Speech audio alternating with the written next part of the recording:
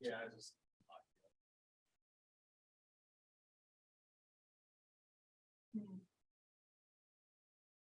Oh, sorry. Oh, first. Yeah. You're a little bit slightly heavy on the second from that. Well, third chair. Just wanted to keep doing this, please.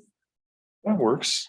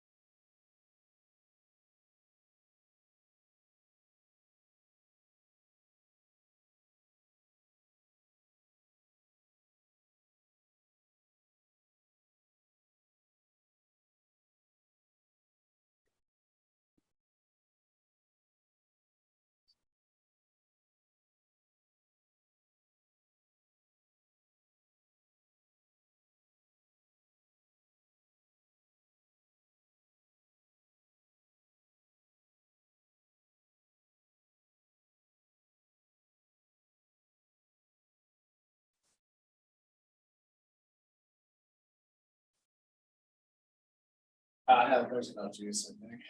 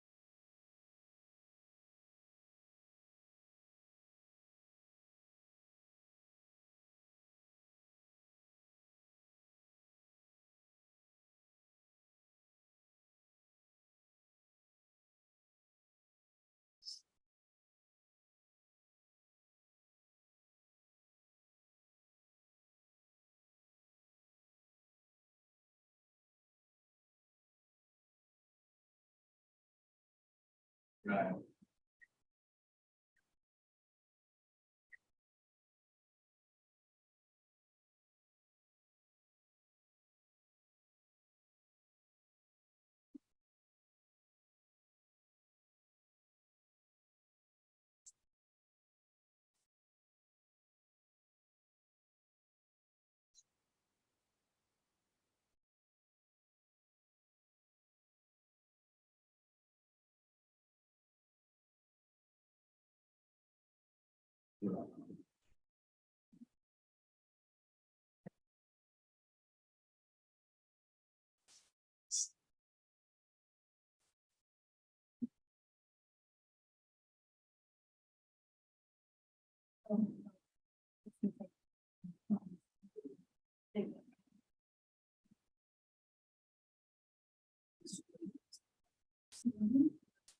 Yeah, it was copied and pasted.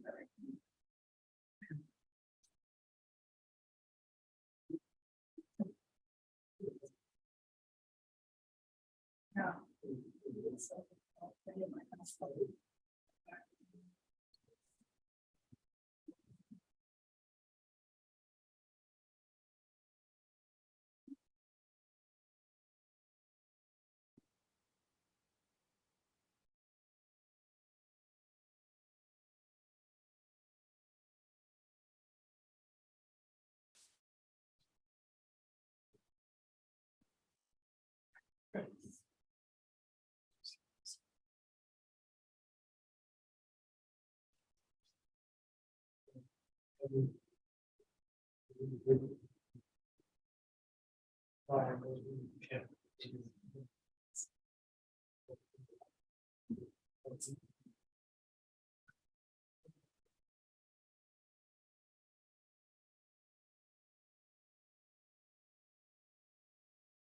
Press.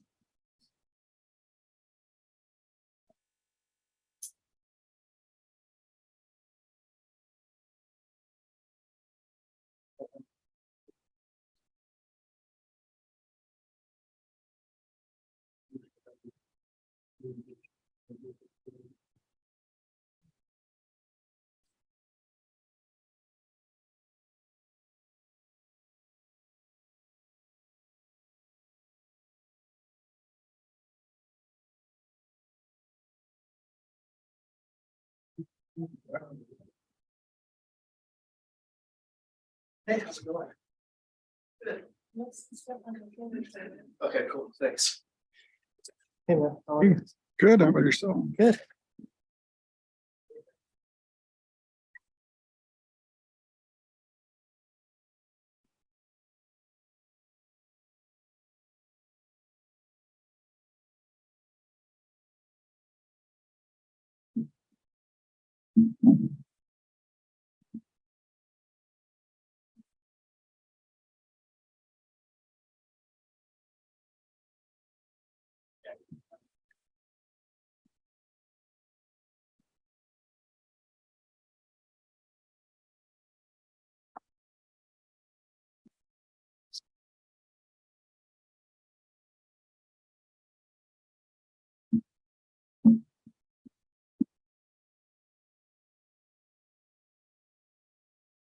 All right. We're still waiting for a quorum anyway, right? Okay.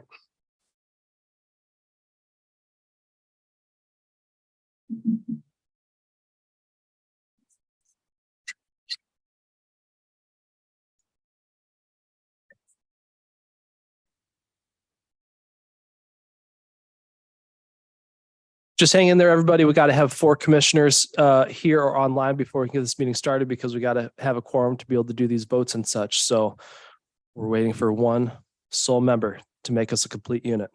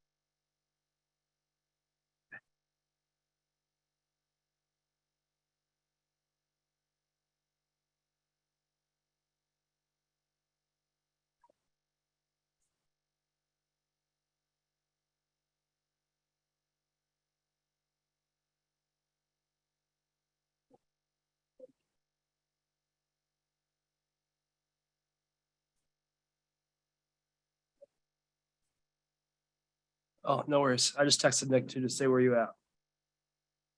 Nick Portella.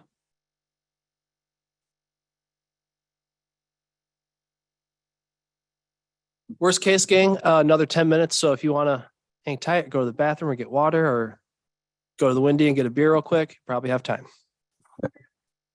Yeah.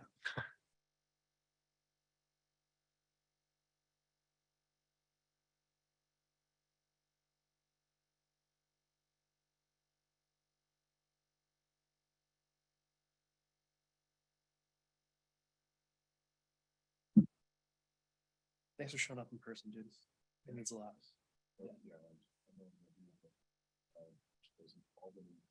6 weeks Oh, really? working there, staying in the hotel, so that's, so I just took over as GM of Staples. Oh, groovy. Nice. So Nice. I was at Rite Aid in Hood River for the last couple of years, Okay, nice.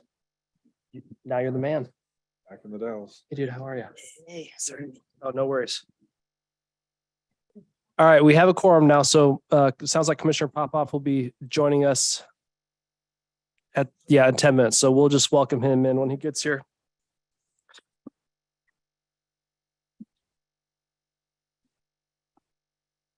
All right, Planning Commission meeting, January 5th, 2023, 5:34 PM. I call this meeting to order. Paulo, may we please have the roll call? Cody Cornett, Here. John Grant. Here. Philip Mosher is absent. Maria Pena. Here. Mark Popoff is running late. Nick Portella. Excellent. The Pledge of Allegiance, please.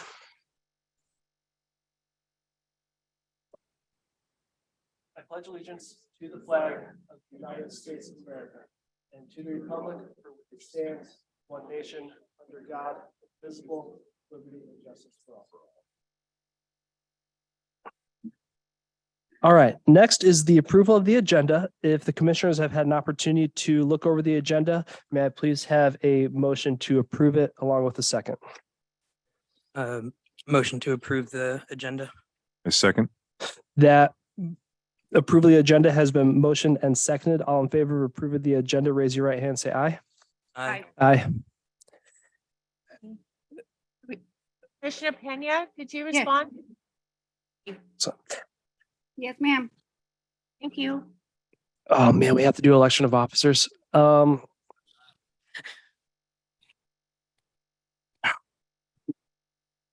no, okay. We need to, go ahead. Yeah, so how it'll work ultimately is you can nominate someone as president, someone as vice president, and then you would go with a nomination and vote on it. Okay. I do know that Commissioner Mosher is out of the country for 2 to 3 years, 2 to 3 months out of a year. So I would recommend not re-upping his vice chair role, just so an event like this, when we need to meet a quorum, or in the event that the chair is gone, we still have a full team here. So by all means, you can recommend whoever and we'll go from there. Okay. I'm happy to continue being chair and I'll nominate myself if everyone's. Second. Okay, let's vote for the chair then. Oh, sorry, Maria, do you have any, or Commissioner Pena, do you have any? Nope, you're, the Nomination. man. Nope. Okay, I guess all in favor of Cody Cornett continuing as planning commission chair, raise your right hand, say aye. Aye. You can Aye. vote, if you can vote for yourself, I'll vote aye too. As far as vice chair, as Director Chandler described, you really, in the event that I'm absent or unable to be here, which would likely be unusual, you would do what I do. Run the meeting. I believe that if we have any changes to the bylaws, they'd be a part of that. Not really sure. But it's a fairly benign position, but very, very helpful in time of need. Would anyone care to be that person? Do it. Okay. Any other nominations aside from Commissioner Portella? Nope. All right. All in favor of Commissioner Portella being vice chair, raise your right hand, say aye. Aye. Aye. Aye. Aye. And no nays. Unanimous. Elections are over. If only it was that easy in the House of Representatives. Approval of the minutes. If all the commissioners have had a chance to look at the minutes from the previous meeting. Burnett, Yes. there are actually two sets of minutes, so you'll need a vote for each set. of Okay. So if everyone has reviewed the minutes from November 3rd, the November 3rd meeting, may I please have a motion to approve those minutes and a second, please? Move to approve. No, second. Thank you. All in favor of approving the minutes from the November 3rd meeting, raise your right hand and say aye. Aye. Aye. Aye. Aye. Approval of minutes from the November 17th meeting, 2022. A motion to approve those minutes and second, please. Motion to approve. Second. Excellent. Thank you. All in favor of approving the minutes from the November 17th, 2022 meeting, raise your right hand and say aye. Aye. Aye. Aye. Aye. Excellent. Moving right along. Now is the time for public comment. We have a lot of people in the public here, which is great. We love that. We have a couple of things we're going to talk about later in the agenda, the quasi judicial public hearings. One is an RV park. The other one is a power substation that's going on for the new Google plant. If anyone has comments that don't involve those, now would be your time to introduce comment.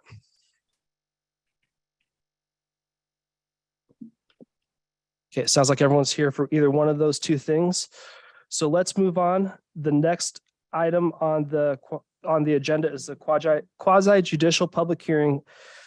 Item A is CUP 206-22, Power Constructors Incorporated, 3600 River Road, 2N13E. 28707 is legal description.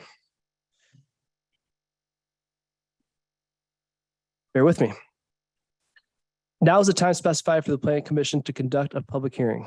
The purpose of this public hearing is to consider the following matter. Consideration of conditional use permit application 206-22, requesting approval to site and construct an electrical substation. Approval of the CUP will establish a community facilities overlay on the site. Hey there. Hey. Oh, no worries. The substantive criteria upon which the Planning Commission will base its decision in this manner are found in the Dallas Municipal Code section Title 10, Land Use and Development, Article 3.050, Conditional Use Permits, Article 5.090, I, Industrial District. A public hearing is required by law and certain rules apply. First and foremost, you must be recognized as chair in order to speak and present testimony. When recognized by the chair, please proceed to the microphone and state your name and mailing address for the record.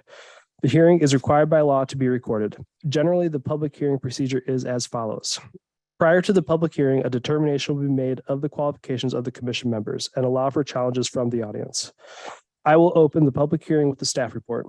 The purpose of the staff report at this point is to further identify the applicable criteria of the case being considered and to provide background information about the case. After the staff report, we will hear testimony from the applicant. Next, there will be testimony from the proponents, those in favor of the application, and next, there will be testimony from the opponents, those not in favor of the application.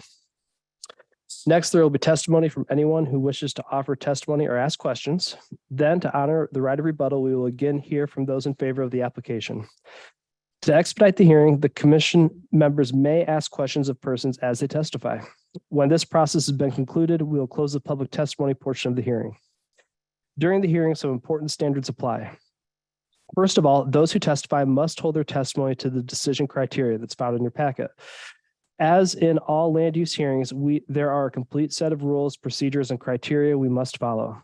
Second, failure to raise an issue accompanied by statements or evidence sufficient to afford the commission members and the parties an opportunity to respond to that issue precludes an appeal to the Land Use Board of Appeals based on that issue. Third, the failure of an applicant to raise constitutional or other issues relating to proposed conditions of approval with detail specific enough to allow the city to respond to that issue precludes an action for damages in the circuit court.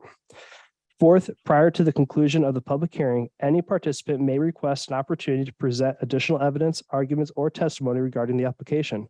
If such a request is made, the law states the commission must grant the request by either continuing the hearing to a time and date at least 7 days from the date of the initial hearing, or the record must be kept open for a period of at least 7 days.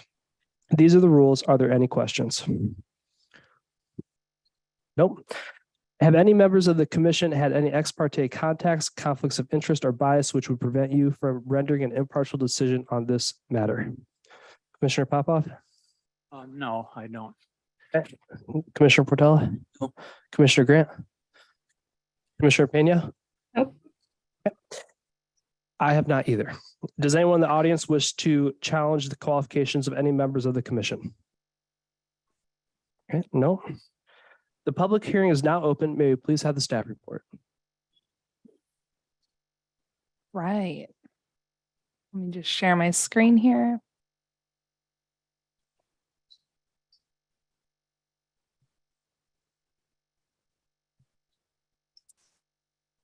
Just a moment.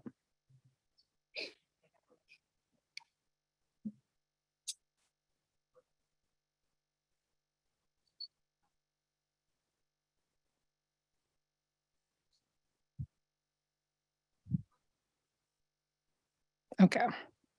All right. Hello, commissioners. My name's Caitlin. I'm the associate planner with the City of the Dalles, and I'm here to present on the conditional use permit 206-22 for Power Constructors, Inc. The landowner is Design LLC, and the address is 3600 River Road. It is zoned industrial, and the applicant is requesting approval to site and construct an electrical substation. Approval of the conditional use permit will establish a community facilities overlay on the site.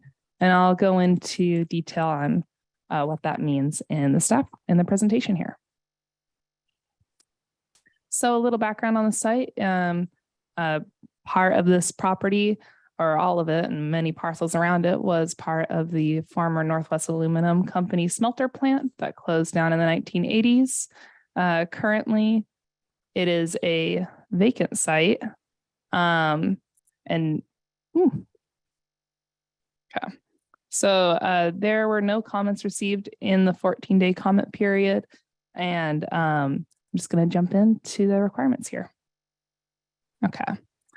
So as you can see, this is a snippet of the proposal.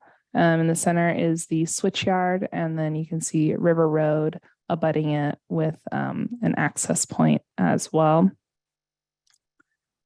This is an example of, some equipment that you may see in a switchyard, very industrial in nature.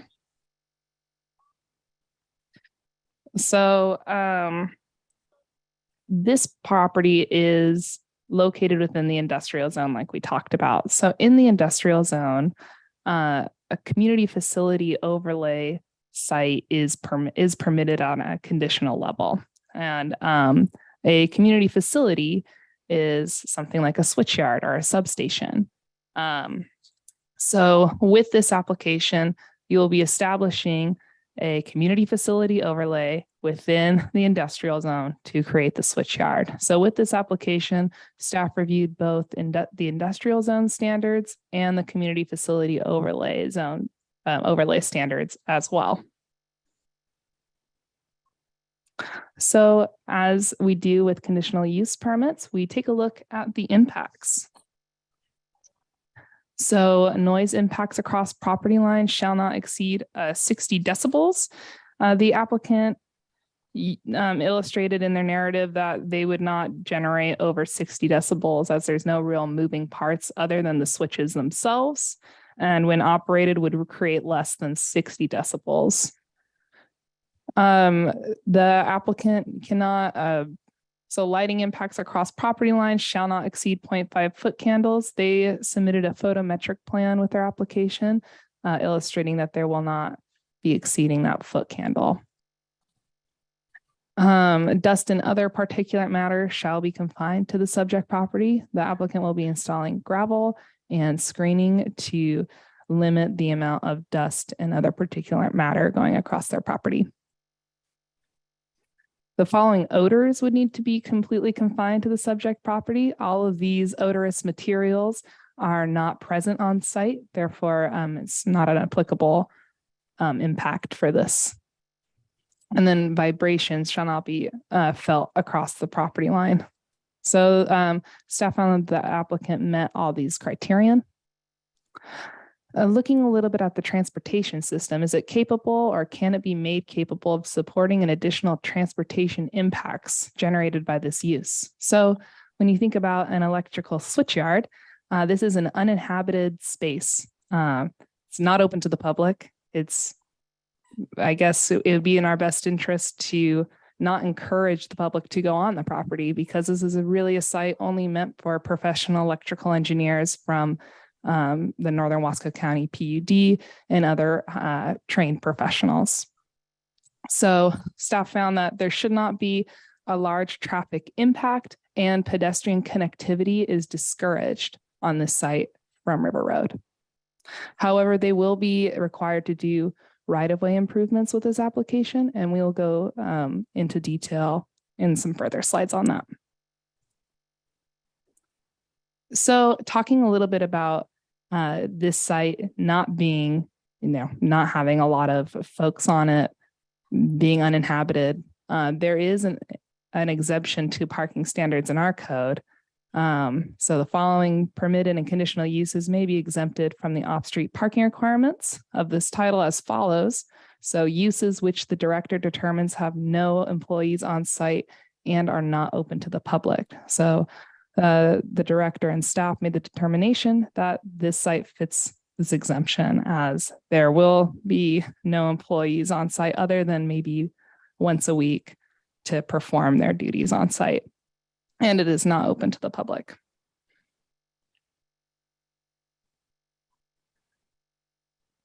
So with this application, this is a kind of a zoom in on the site plan. You can see River Road, and then this green highlighted area is a required 5-foot landscaping buffer that's required in the industrial zone. So they did not illustrate landscaping on their site plan, and staff will include as a condition of approval that a 5-foot landscaping buffer will be required with this application. And they also are they're also suggesting that they will do a 7-foot tall metal security fence as well. And that's just a little snippet from the application as well. Yeah. The question, 5-foot landscaping buffer required. What is landscaping? Does it require vegetation? Is it just lava rock? Or is it other specific things in landscaping? Yeah. So landscaping is required to include a minimum of 40% live plant materials. So live landscaping shall be irrigated to ensure survival, and irrigation lines will be required to install a backflow prevention device. And so, yeah, all proposed landscaping shall be illustrated on the site plan and shall be completed or financially guaranteed, bonded prior to occupancy. Got it. Okay, thanks. Yeah.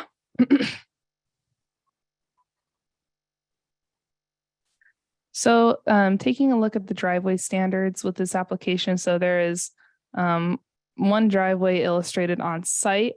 Now, something interesting about this application is that they established their access points prior to this application. So in May 2020, the property owner hired a traffic engineering firm to submit an analysis to the city for consideration of 3 future access points located northwest of the Clint Drive and River Road intersection. The city engineer approved this report with requirements and recommendations on June 2020. The first of these access points was constructed later that year, now providing access to the Hydro Extrusions property, 3100 River Road, as well as 2 future access roads and utility easements. One of these access points was designed for the electrical substation, and you can see that on this site plan here. Now, on this application, it does not illustrate the width of the driveway being over 35 feet. However, given the scale that's on the site plan, it suggests that this engineering report that they submitted for the access points was great to establish the distance between each access point on this road. However, it didn't touch on the driveway width being over 35 feet. And so staff is going to add as a condition of approval that a licensed engineer needs to demonstrate the need for a driveway width of over 35 feet as required per our code. So drive approaches installed to the public right of way shall be hard surface in accordance with the city public works standards. And driveway and entrance grades at the sidewalk shall not exceed 2%, and the approach grade not to exceed 5% for the first 20 feet. So talking about this improvement.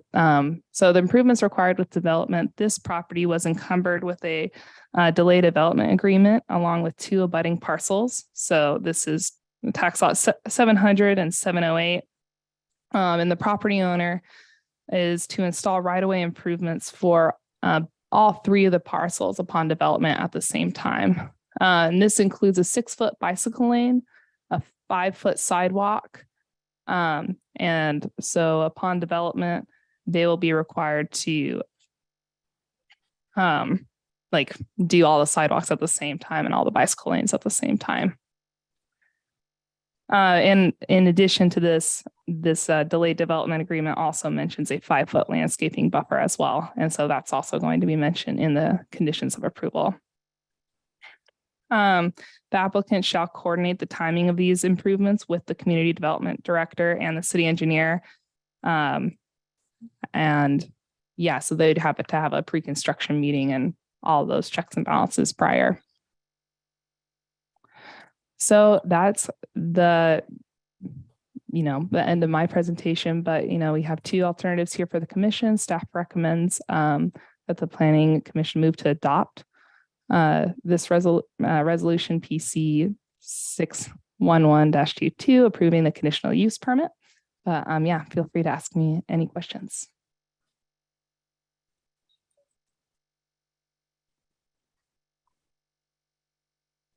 Commissioner, does anyone have any questions? You guys have any questions for the staff? That's the only question I had. Okay. Commissioner Pena, any question for the staff in response to the report? Nope. Does the applicant wish to present information about the proposal? If so, please state your name and address for the record.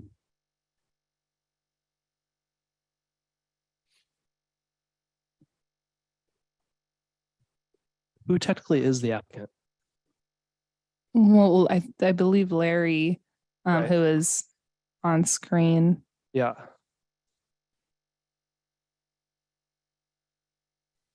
Yes, this is Larry Sevy with Power Constructors. And I am the applicant, yes. Is Kurt Conger in the present? He is, yes.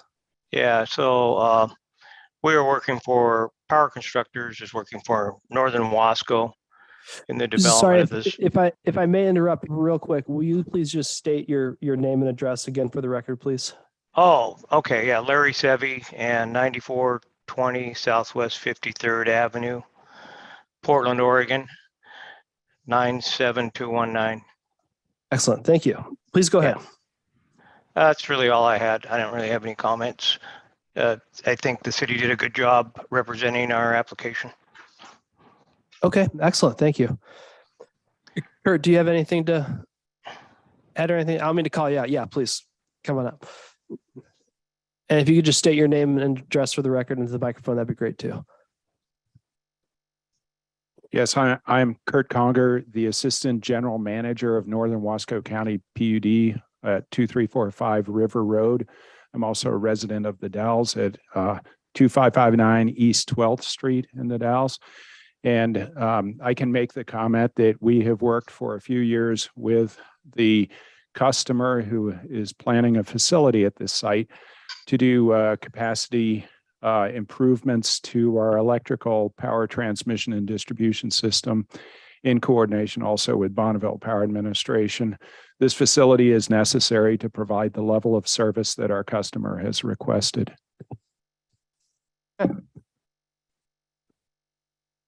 Thank you. Thank you. Does anyone wish to testify in favor of the application? aside from the applicants? Does anyone wish to testify in opposition to the application? Okay, no. Does anyone wish to testify? Does anyone wish to testify that are not in favor or opposition, or that would like to just ask any general questions about this project? Okay, moving on. Do the commissioners feel they have enough information to make a decision? Yes. Yeah. I think- Yep. Okay, is the commission is ready for deliberations? Okay, the public hearing is now closed. Commissioner Popoff, do you have any outstanding comments or thoughts to deliberate on with us? Is there any landscaping or anything that would go along the frontage of the road? Yeah, 5-foot landscaping buffer, 40% of that space is going to be vegetation. Okay.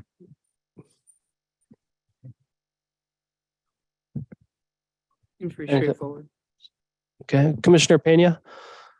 No questions. Okay, yeah, this all seems pretty straightforward to me. If I may please have a motion on one of the staff recommendations found, maybe please have a motion on one of the staff recommendations found on page 54 of the packet. And we have two to choose from. One is either move to adopt resolution PC 611-22, or if we choose to deny it, please direct staff to prepare resolution denial and identify the criteria upon which we are denying it. Barnett, Yes. at this point, you're approving the application. The resolution comes at the end. Yeah, this is the staff recommendations.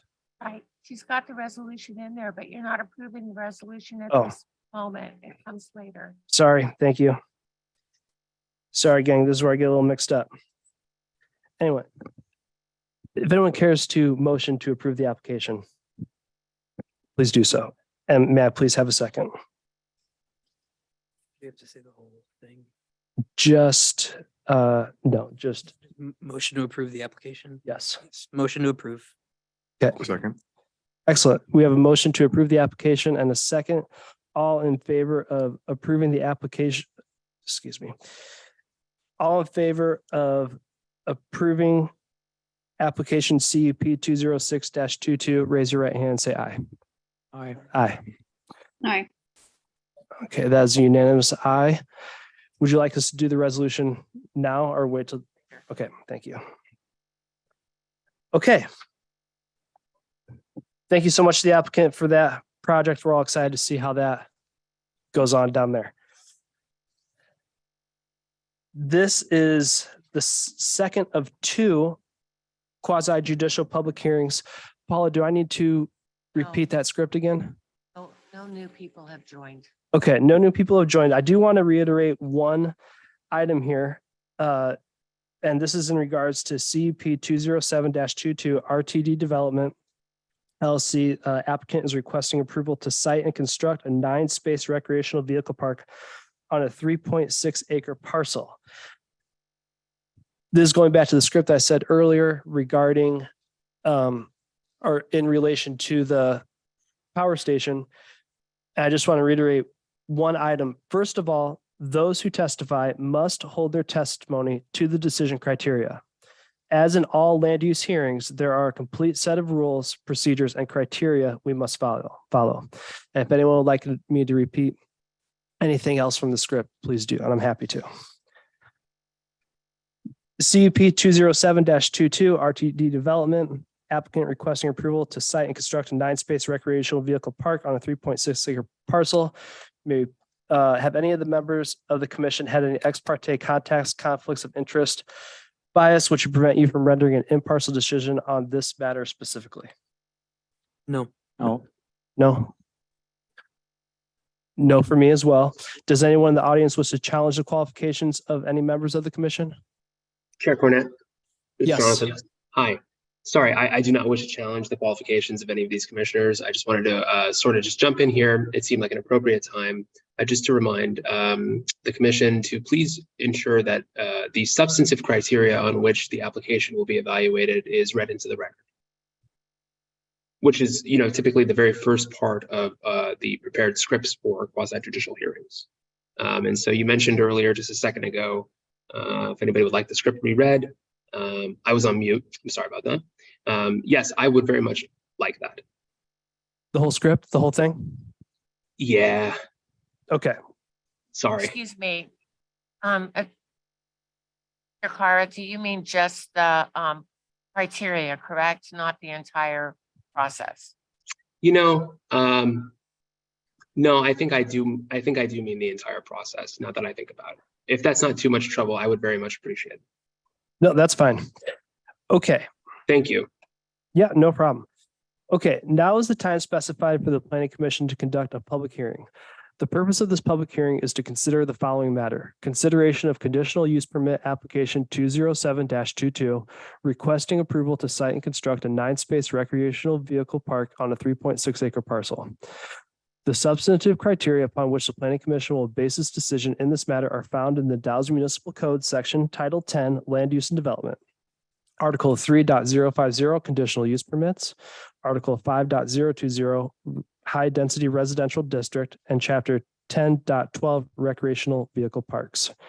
A public hearing is required by law and certain rules apply. First and foremost, you must be recognized by the chair in order to speak and present testimony. When recognized by the chair, please proceed to the microphone and state your name and mailing address for the record. The hearing is required by law to be recorded. Generally, the public hearing procedure is as follows. Prior to the public hearing, a determination will be made of the qualifications of the commission members, which we've done, and allow for challenges from the audience. I will open the public hearing with the staff report. The purpose of the staff report is, at this point, is to further identify the applicable criteria of the case being considered and to provide background information about that case.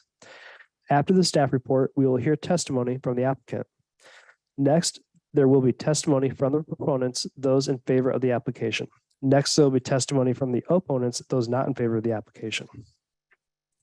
Next, there will be testimony from anyone else who wishes to offer testimony or ask questions. Then, to honor the right of rebuttal, we will again hear from those in favor of the application. To expedite the hearing, the commission members may ask questions of persons as they testify. When this process has been concluded, we will close the public testimony portion of the hearing. During the hearing, some important standards apply. And to repeat it again, this is good.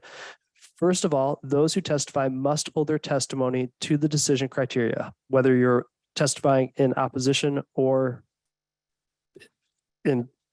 as a proponent to the application. As in all land use hearings, there are a complete set of rules, procedures, and criteria we must follow. Second, failure to raise an issue accompanied by statements or evidence sufficient to afford the commission members and the parties an opportunity to respond to that issue precludes an appeal to the Land Use Board of Appeals based on that issue. Third, failure of an applicant to raise constitutional or other issues relating to proposed conditions of approval with details specific enough to allow the city to respond to that issue precludes an action for damages in the circuit court. Fourth, prior to the conclusion of the public hearing, any participant may request an opportunity to present additional evidence, arguments, or testimony regarding the application. If such a request is made, the law states the commission must grant the request by either continuing the hearing to a time and date at least 7 days from the date of the initial hearing, or the record must be kept open for a period of at least 7 days. These are the rules. Are there any questions?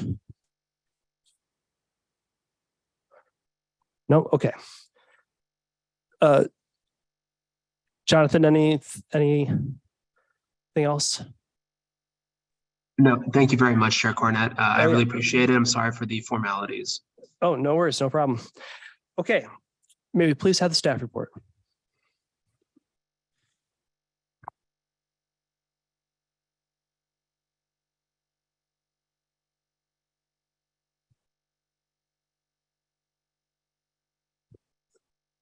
The public hearing is now open. May we please have the staff report?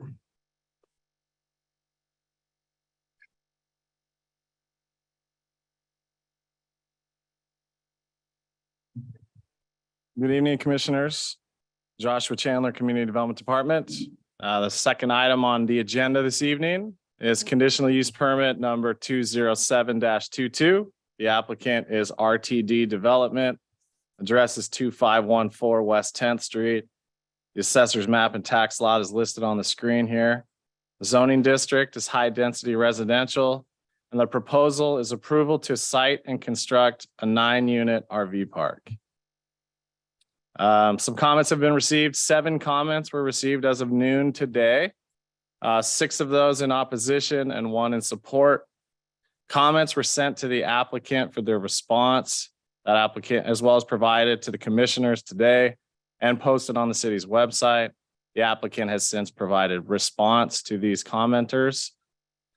Staff will address the Dallas Municipal Code based criteria only in our staff report. So this is a subject property. It's on the front, West 10th Street, and on the back side, West 13th Street. This is a view of the lot taken in June, obviously, not anytime recent. This is a look, a survey with contour lines, topography of the lot itself. No plans have been discussed for additional development at this time, except for the RV park that's in front of you. This is the location of the project area, the rough location. This site has some difficulties to the development of it. Looking at a steep slope, quite a steep slope from 13th Street down to 10th Street, as well as a massive BPA easement. So no development will occur in the future under this easement. So this is the proposal, the site plan. There's 9 total RV spaces that are being proposed, 3 long-term spaces, that's up to 1 year per our code, and 6 short-term spaces, which is up to 30 days. Short-term stays have to collect basically nightly stays. Transient room taxes are collected for short-term stays. 1 vehicle parking space is provided per RV space, and that is actually the requirement in the code. The applicants are intending on reusing some existing buildings on the site for operations. There's an existing dwelling there that will be used for an office, as well as the manager's residence. And there's also a barn that will be used for equipment to help take care of the maintenance of the site. Also included with this, a requirement will be new right-of-way improvements. This will include curbs, gutters, sidewalks, a brand new drive approach. So as Caitlin previously mentioned in her application, both of these are conditional use permits. So we will go over the same impacts. This is in the review criteria section for conditional use permits. The first being noise impacts. I'll look at the first 2 together here. The first, noise impacts across property lines shall not exceed 60 decibels. To mitigate this, staff is proposing multiple conditions, is also recommending one. The proposed condition being that the applicant establish and enforce a reasonable quiet hour. Reasonable meaning they can come to us and decide what basically it would have to comply with the city's noise ordinance. But also this is something that they should be posting on their site to let the people that stay there know that there is a quiet hour. No mechanical equipment of an RV may exceed 60 decibels across property lines. This most likely is a loud generator that may be in an RV. Then also no exterior generators would be allowed. The recommendation would be that the check-in and check-out times occur outside of the quiet hours. So we can have basically quiet hours. We won't have, obviously they'll be at night. We don't want to see RVs moving in and out of the site during the wee hours of the morning. Looking at Quick question. So the quiet hours are determined by Dallas Municipal Code? Well, the Dallas Municipal Code has some, but obviously it would be up to which everyone has to comply with. But our recommendation would be that they establish site-specific quiet hours. They can be the same as the Dallas Municipal Code, or if they want to adjust it, make it a little bit shorter, having quiet hours a little bit sooner than the Municipal Code. Okay. And what are the Municipal Code quiet hours? Oh, catching me off guard here. 11 to 7. 11 p.m. to 7 a.m. Okay. Could be off by an hour. So I feel like it's 10. okay. Either way. Trying to give you a little bit more time here. So the lighting impacts for the site, the applicants are proposing very minimal lighting. Really only the lights they'll be installing are lights that are at each of the electrical hookups for each space. This will allow RVs to move in and out. They can get the light going when they're backing everything in. So staff looked at that as there's really no lighting impact across property lines. Dust and other particulate matter shall be confined to the subject property. The site will be landscaped and hard surfaced, but a proposed condition that we have would be that screening is required along the street frontage as well as abutting properties. So this screening will also include vegetation. This would also help to mitigate any dust going on to neighboring properties. 4 and 5, 4 being talking about odors confined to the subject property. The applicant stated that none of these listed odors or chemicals would be used on site. And then vibrations shall not be felt across property lines. Staff determined that other than the incidental movement of RVs in and out, there should be very minimal, if any, vibrations across property lines. Impact number 6, the transportation system is capable or can be made capable of supporting the additional transportation impacts generated by the use. Evaluation shall include those things listed here, A through D. Take a closer look at that with this map from the TSP, the transportation system plan. This is the subject property. These little green dots are intersections that were studied in the TSP. Each of these intersections studied to determine whether or not they are operating at the applicable performance target laid out in the TSP. So this site is located between intersections 5 and 8. Both of these intersections are currently and projected in 2035 to be below applicable performance targets.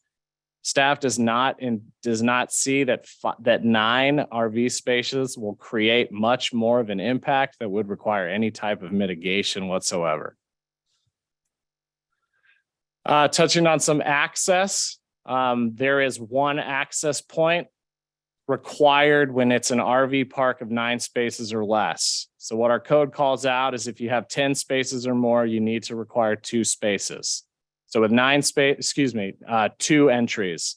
So with 9 spaces, only one access point is proposed. A new 24-foot wide driveway centrally located on the frontage. The existing driveway that's currently there will have to be removed. That will be replaced with sidewalks. Also, access to the site, the applicant will be required to install an internal pedestrian walkway that connects to West 10th Street. So you can imagine the ability for someone to walk from the sidewalk and have a clear pedestrian pathway onto the site. This would basically delineate them between moving vehicles and pedestrians. Vehicle turning templates have been provided to demonstrate entrance and exit to the park, as well as each RV space. This is an example of the turning templates that were provided. And a slight correction in the staff report, page 7, finding number 34, I'd mentioned in there was actually 6 types of RVs demonstrated. There's actually only 4 RVs demonstrated, so my mistake there.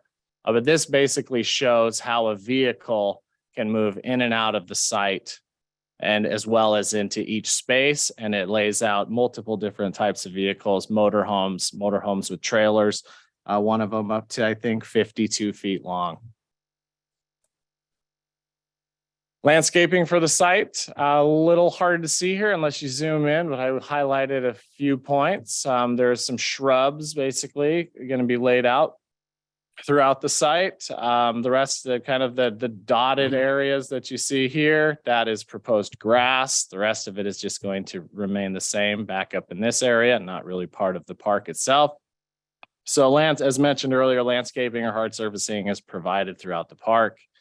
All the landscaping that is located along 10th Street must meet clear vision requirements. So therefore, there can't be any obstructions in the entrance so that a vehicle can easily be able to see traffic moving from both ways and be able to get in and out of the site safely. And then perimeter screening That's something that will also be, needs to be clearly shown. This is required to be clearly shown on the plan. It was a little unclear with these plans, but it'll just need to be shown. And also perimeter screening needs to be set no less than 5 feet from the neighboring property lines. This is screening that will also include vegetation. Additional requirement, yep. Is there a minimum height for that screening vegetation? Yeah, the screening has to be 6 feet within 2 years of planting. Okay. Some additional requirements just to throw out here. RV stays may not exceed 1 year unless the planning commission tonight approves a longer stay. The manager's contact information must be posted on site at all times. There is no outside storage. And all other state RV park requirements must be met. So it is the applicant's, it's on the applicant to reach out to state building codes as well as Wasco County building codes who enforce state RV park requirements. So there are some additional RV park requirements, things that need to be included on the site. The city does not enforce or review any of this, but there is a condition that mentions that any changes as determined by state requirements, any of those changes to the site must need to be shown on the site plan and resubmitted for review. And then just a reminder here, violations of park requirements will be handled on a complaint basis. So some commission alternatives. Staff's recommendation is that the planning commission move to adopt resolution PC 612-22, approving conditional use permit 207-22 with the proposed conditions of approval included with this report based upon the findings of fact and conclusions of law set forth in the agenda staff report. If the planning commission desires to deny this conditional use permit, move to direct staff to prepare a resolution of denial. If this is the case, the planning commission shall identify the specific criteria concerning the denial. And with that, I'm complete and I'm more than happy to answer any questions.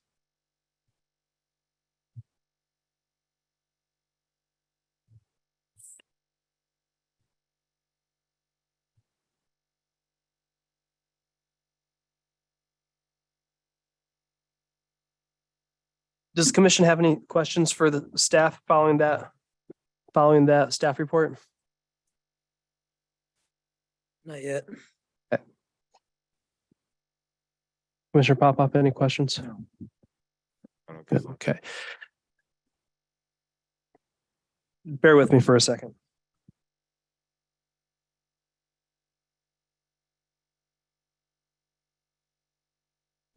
Will you go back to the slide that has the BPA easement shown on it?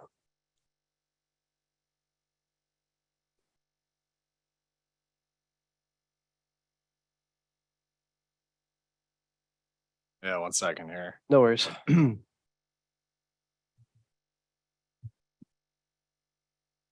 I guess I could just ask, can one put driveways under a BPA easement? Yes. Okay, it just can't be, Yeah, no Well, structures. no structures, Yeah. driveways only. Okay. Exactly. But it's pretty steep underneath that BPA easement, right? It is. I don't have Okay, thank you. I don't have the slope on it, but just in looking at, obviously, if we know contour lines, just looking at them, the closer they are together, the steeper it is. And Sure. I'm having a difficulty sharing my screen again here, but That's okay. It's in the pack and I apologize for not seeing that right away. Is there as far as the Dodge Municipal Code goes, is there a minimum grade requirement for driveways? Like, can driveways only be so steep? So a maximum grade limit to what driveways can be? yeah, it's based on the classification of the road. These roads would be classified that they require 5%, no more than 5% in the first 20 feet. So Okay. you can obviously, you'd be able to extend it out further into your property, but then you really get into our code speaks to, I think it's 12 or 15% that it was really kind of the max. And a lot of this is really dependent on the fire code. I think fire code, it's 10% or less. So 10% is kind of the max before the fire department basically says no to it. That's all the questions I have. Shall we hear from the applicant? May we please hear from the applicant? When you come up to the microphone, please state your name and address for the record.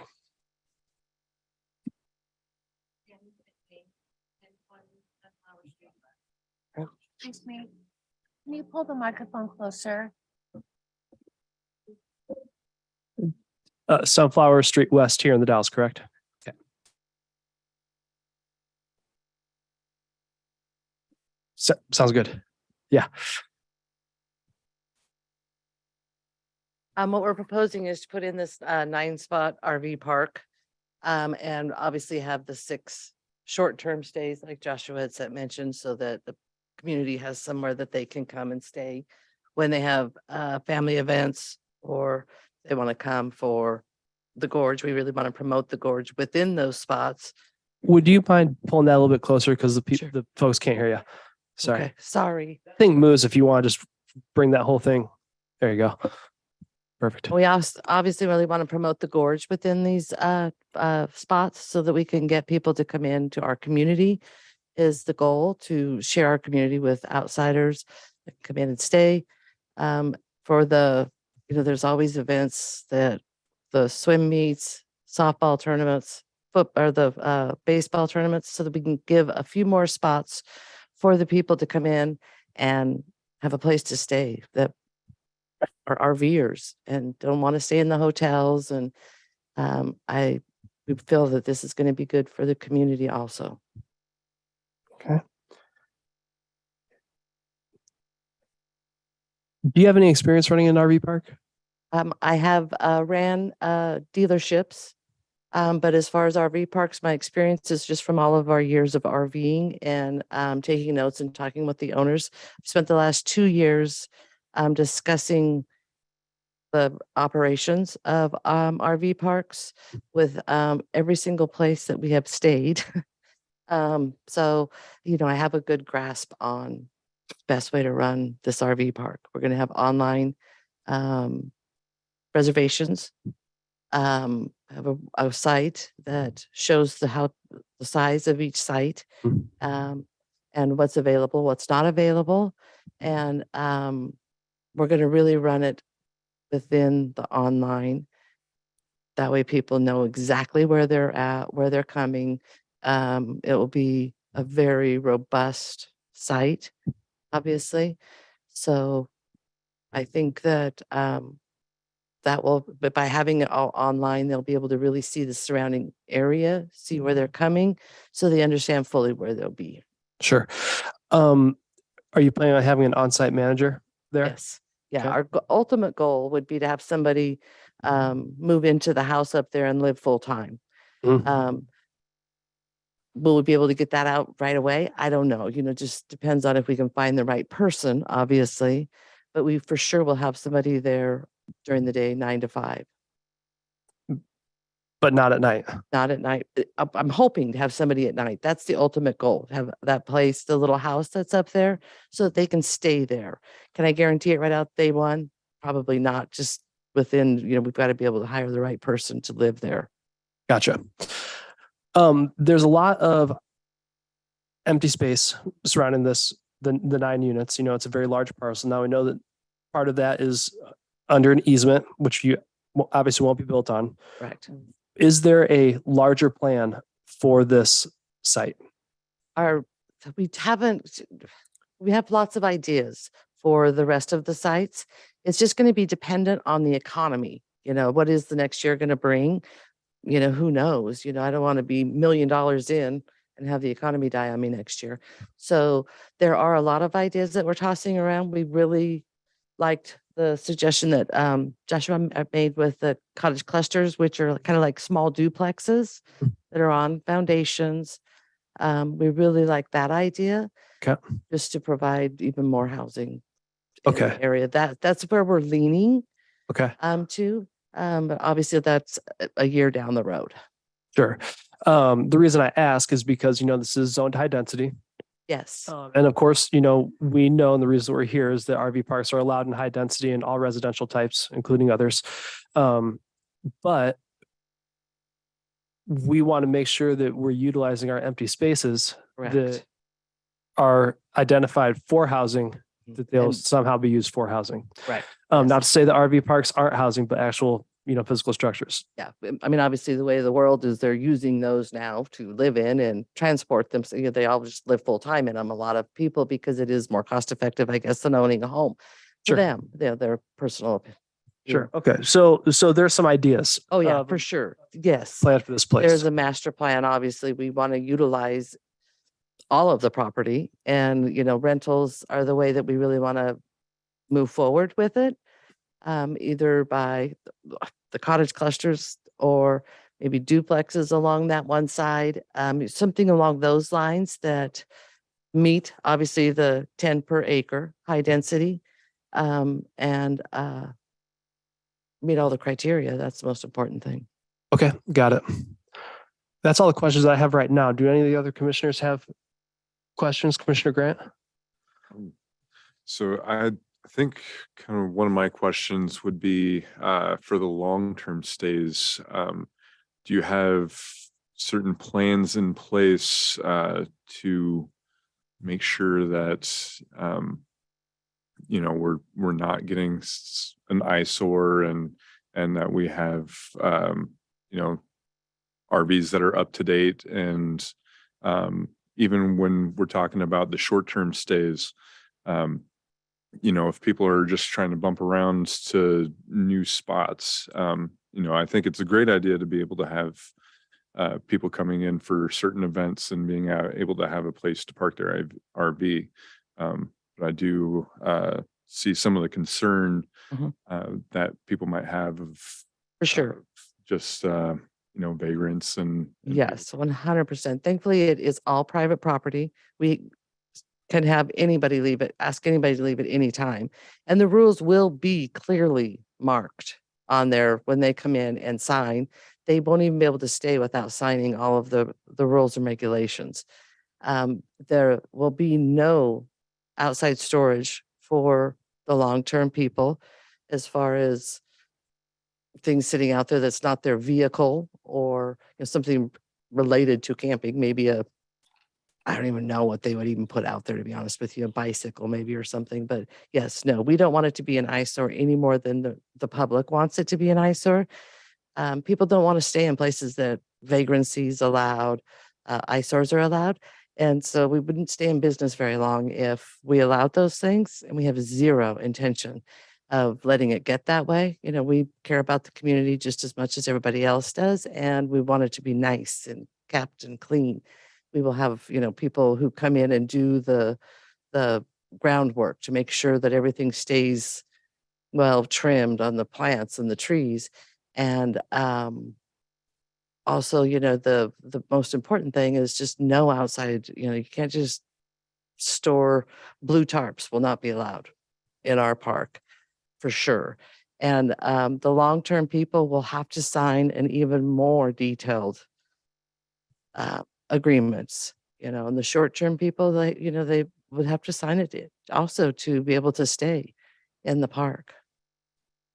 Do you plan on having any restrictions on the model year of the Yes, RV and sure. things like ensuring that the RV is able to be started and they don't have just like a stalled out RV there for a year or so? For sure. We were thinking 15 years old or newer. And there again, I know a lot of vintage people like to restore their motorhomes. So we'll have a thing where they can send pictures. If they're the restored, there's like a whole group of them that travel the country, and they like to stop at all of the smaller, nicer RV parks, obviously. So if they send in pictures and then we approve those pictures, then, they'll be allowed to stay. Like But a case by case. case by case. Yeah. I mean, how often is that going to really happen? But for the most part, it would be 15 years or newer. And they got to be able to run. Yeah. We don't want anybody stalled there any more than anybody else does. And I've looked up in our area, just because things do happen, mobile RV repair people who come to the Dalles and fix on site. So we'll have that clearly marked of the two that, I wish I would have brought them, two mobile RV places that come to the Dalles. So if something does happen, they can't get it started or what have you, battery's dead or what have you, we would for sure provide those numbers to the guests. Going I have along a with that. Oh, sorry, sorry. go ahead. Go ahead. Sorry, I have a couple questions if that's okay. At the beginning of when she started talking, I didn't hear where she's from. Is she from out of town or is she local? No, I live at 1020 Sunflower Street West here in the Dalles. Okay, thank you. And also, I know that you mentioned that you also want do this to provide more housing. Is this going to be, how affordable is this going to be, or how expensive is this going to be? On our RV park? Yes. Well, we want to keep it reasonable, I called around to the different RV parks in Dallesport, the Harvest RV Park and the one in Rufus.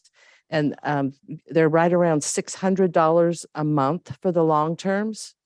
And they do have their own, most of them have their own electrical meter on their full hookup.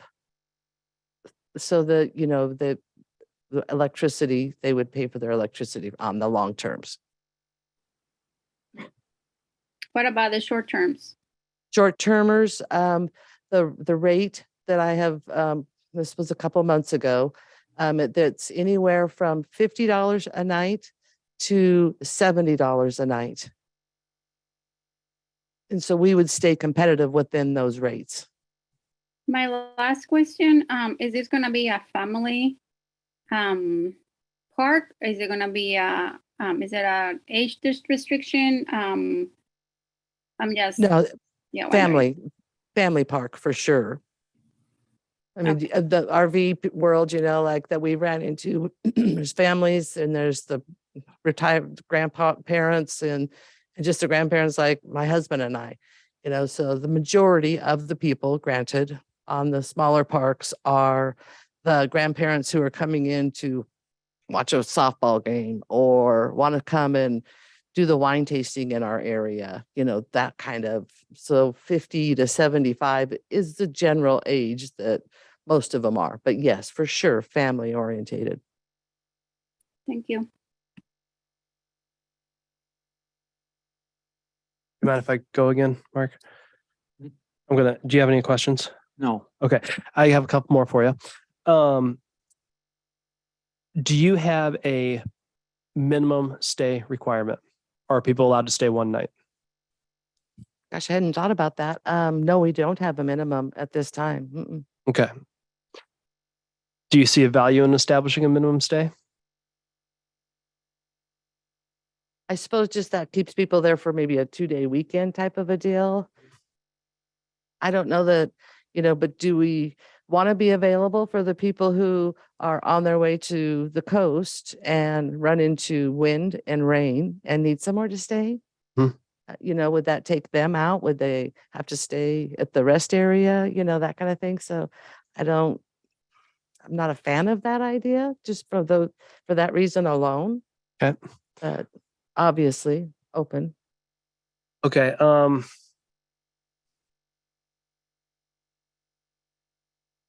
I had one more for you. Hang on a second.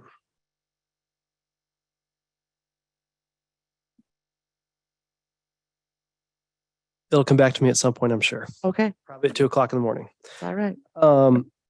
Do the commissioners have any other? Okay, yeah, please.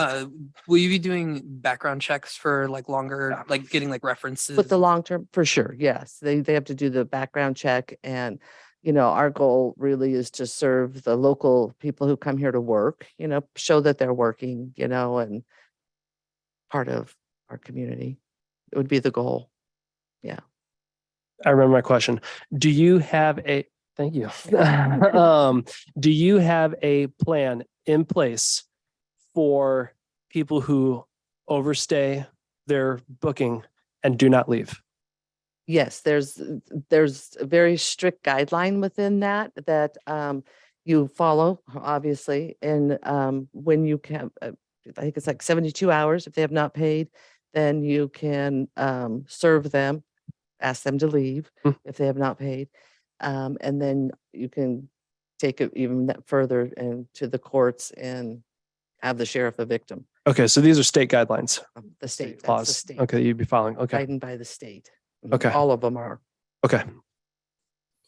Okay, that was, any other questions from anyone for the applicant? No, okay, thank you so much. Yeah. There's a likely chance we'll have you back up here after we hear from everybody. Okay, thank you. All right. Does anyone wish to testify in favor of the application? Yes, please. And please state your name and address again for the record. Yeah, Kurt Conger, 2559 East 12th Street, The Dalles, Oregon. Yeah, I'm also general manager at Northern Wasco County PUD. And it seems like a lot of the discussion has been around the need for RV parks. We have a lot of skilled workers who come to town for projects, and many of them have RVs. They express to us a strong need for a place to stay. If they end up in Goldendale, it affects their work schedules. And I can tell you right now, having a place that's available and safe has been really important and a priority for the PUD. So I just wanted to add that in. Quick question for you. So being in the position that you are, how often does the need for RV spaces and the lack thereof, let's say, Yeah. how often is that a problem? Like, or is that an actual, like, identifiable, like this is an Well, issue? Yeah, here's an example. We've been unable to hire qualified line workers for many months now. And the line worker community does often travel for transient jobs. I mean, they'll go to California when there's storms, park their RVs there, but they look for project work around the entire West and the region.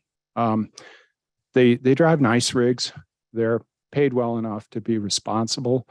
And for us, we will be hiring what we call a dock crew to fill in lineman vacancies imminently. That was on the agenda on Monday for the PUD board, or Tuesday, I should say. So we'll see those types of crews coming in periodically to do infrastructure projects.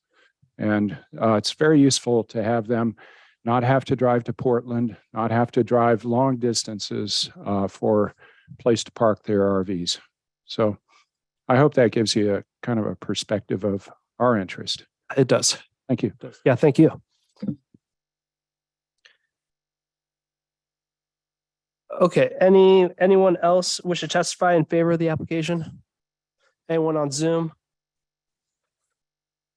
Okay, does anyone wish to testify in opposition to the application? If so, please state your name and address for the record when you come on up. We'll start with people in the audience and then we'll go to the Zoom folks.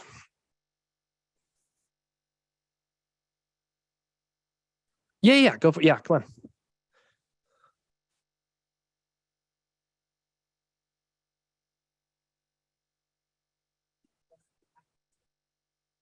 Okay. So I have experiences with RV parks very similar when I first moved to Oregon. I'm sure. Chair Cornett? Yes. Sure. I'm sorry to interrupt. I cannot hear the speaker at all. Oh, is that button on? Oh, outside voice. I don't really have one. It's either like really high or you don't want to hear that. Okay. Lori Shellquist, 2512 West 13th Street. All right, thanks. Dalles. So I live directly behind the property. I do agree the Dalles does need an RV park. Like, I do not doubt that. My biggest concern is the safety of the community and especially the children. I'm not worried about, what I'm going to see because it's, with the grade and everything like that, I could care less. I'm worried about the safety of the kids. And I know you guys have probably all read my letter, which my daughter's 28, almost 29 years old, and she still has issues. And so this has created a lot of PTSD for me. And I do know people staying in RV parks, you cannot background check them. It is illegal. in the state of Oregon.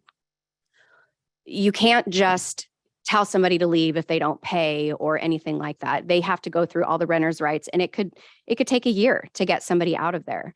We don't know who's coming to stay. People could be coming through traveling for work. It gives them the opportunity, watching all the kids in the neighborhood. They catch the bus, they walk home from school. There's all these kids in the neighborhood. And so it's a perfect opportunity, and it's our job to keep our kids safe. And I'm going to do everything I can to keep my children safe. And my daughter walks to and from school, rides her bike to school. She goes to St. Mary's. That's less than a mile away. I'm not going to feel safe with her going back and forth now because I can't monitor everything. She plays basketball outside. She rides her bike. You know, she does all these things with her friends, and I'm not going to feel safe. So that's taking away my safety and security in my home that we've bought and paid for. So that's my sanctuary. And yes, I understand we do need housing, but we need to put housing in, duplexes, apartments, things like that the community needs. How many RV parks does the Dalles need that has long-term stays? So, and also if there is, are they going to be paying taxes, and they're targeting like short-term taxes, like, you know, lodging taxes, things like that. In the letter that was submitted with the application, it states that they're targeting people that are traveling through that are working.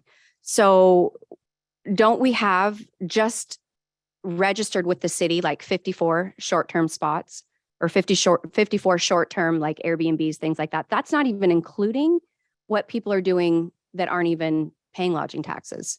That, I mean, there's hundreds on Airbnb that is not registered with the city.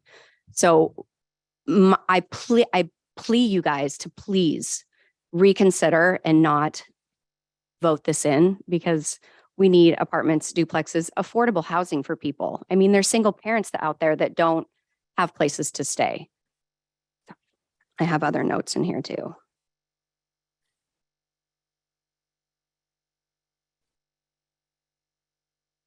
Oh, I actually think I got it. Did you have any questions for me?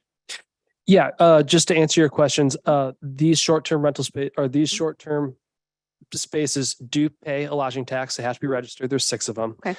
As far as property taxes, this is now becoming improved land. It already is improved land with the home that's on it, but it'll be further improved. So there'll be taxes on that. I believe for each site, SDCs are required for each site. Full SDCs. Yeah, well, full SDCs for the long term. And then for the short term, basically, they get a break. It's like 2 for 1 when it comes to sewer.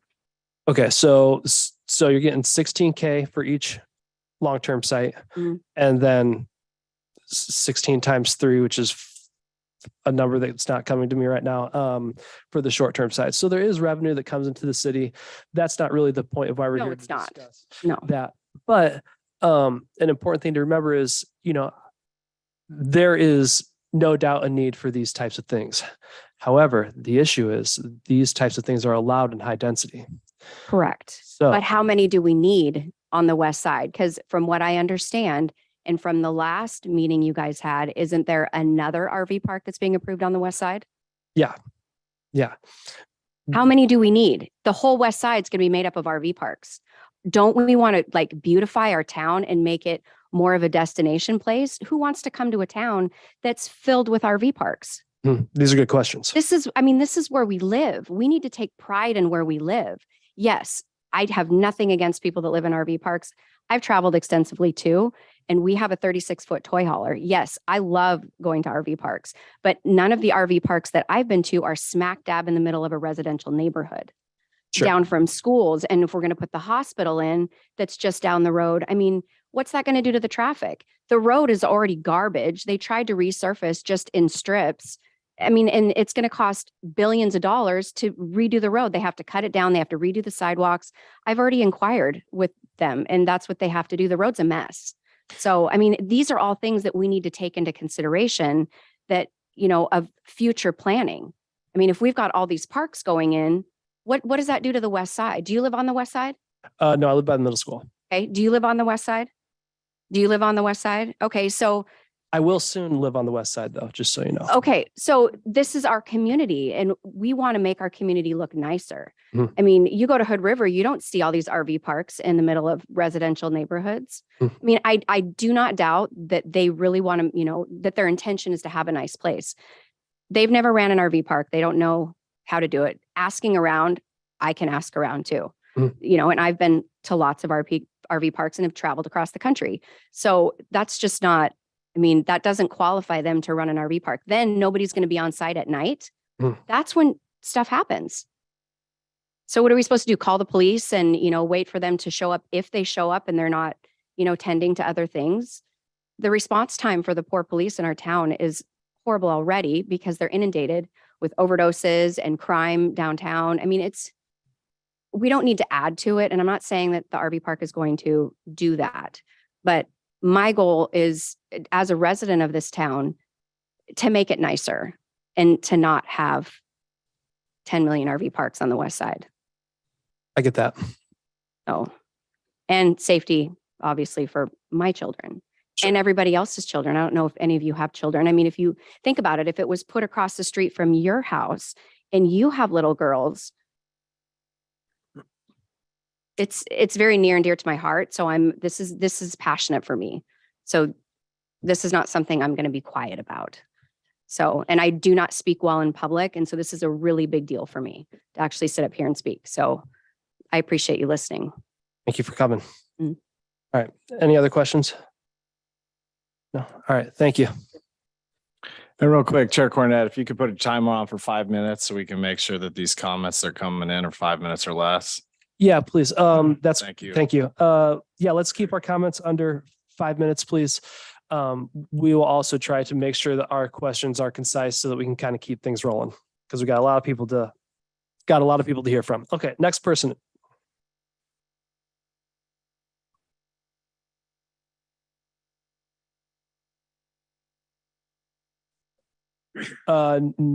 It's My name's Pat Camp. I live at 1440 Sterling Court. So the first thing I'm going to touch on is what the gentleman over there with Wasky PUD said about having trouble finding people and getting skilled labor workers to do their work right now. That right now is a problem for everybody that has skilled labor. I own a plumbing business in this town, and believe me, it's a tough deal. I feel your problem you're having. I think an RV park is something that this town needs. I think there's one that's already been approved for this town that's coming in from what I've understood.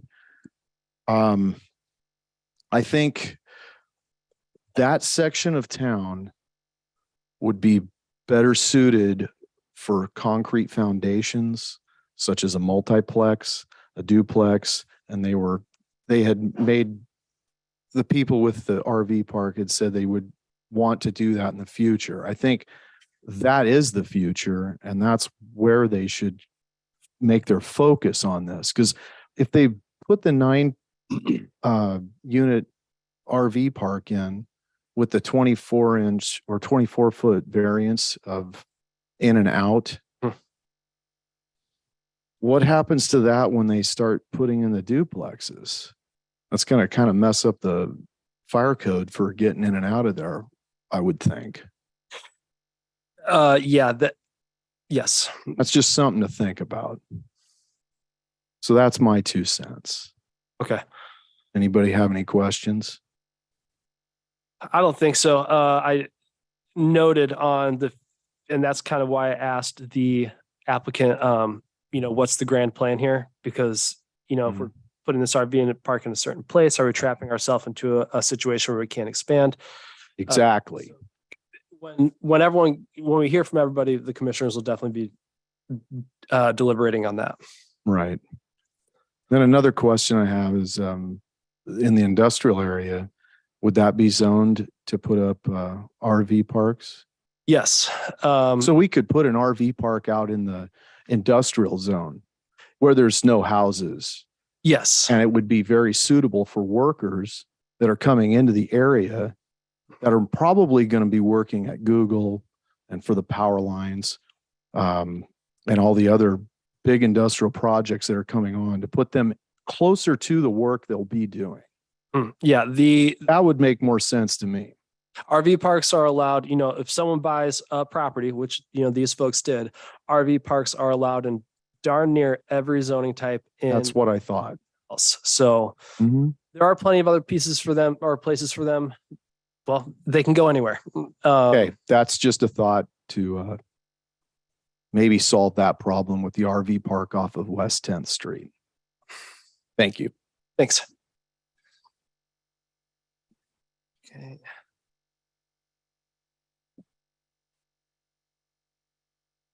Oops. All right, next person.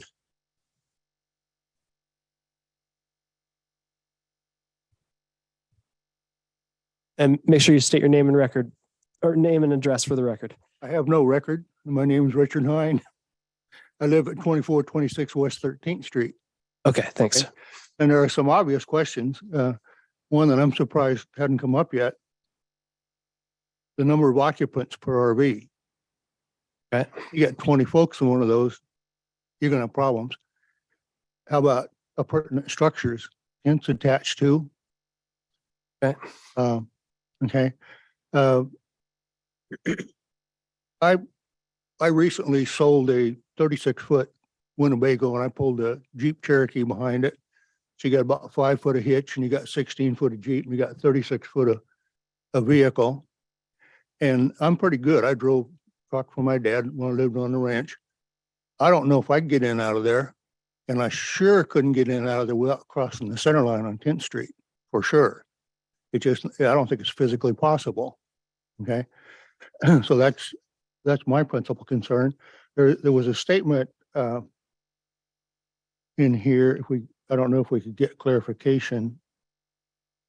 Find it. Okay, they say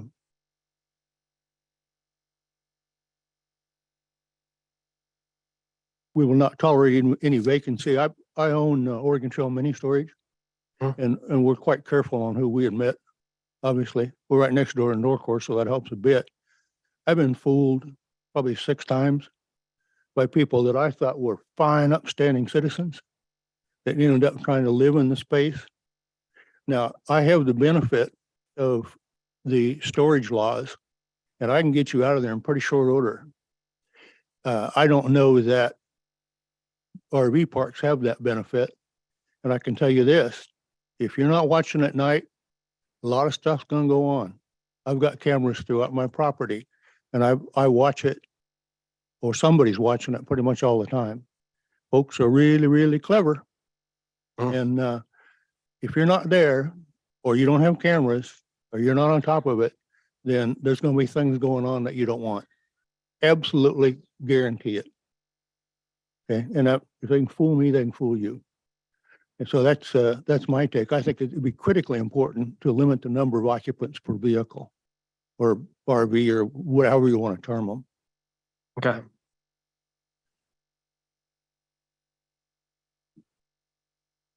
Okay. Is that all you got? That's it. Okay. I don't think I have any questions. Does anyone else have any questions? All right. Thank you.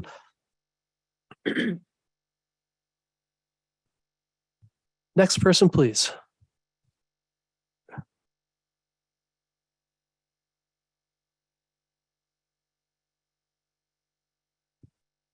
Hello there. Hi there. Stephen Bartek, 2235 West 14th Street. Before I open this up and figure out my notes, did you hear that? I didn't understand your Oh, last name. sorry, either I have bad hearing, so either I'm really loud or quiet. Stephen Bartek, Bartek, 2235 West 14th Street. I moved here about a year ago, a little over a year ago, from Michigan. I followed my wife with work and we found that house. And the whole neighborhood had a very Leave It to Beaver feel to it. And I really liked that. I didn't have an RV park that I saw as I was searching for a house. And that would potentially be a factor. Very hugely family oriented. I love the feel that had a family oriented feel in that area. I'm willing to pay taxes. I'm willing to add taxes to allow a city's school system to progress in what I feel it should have.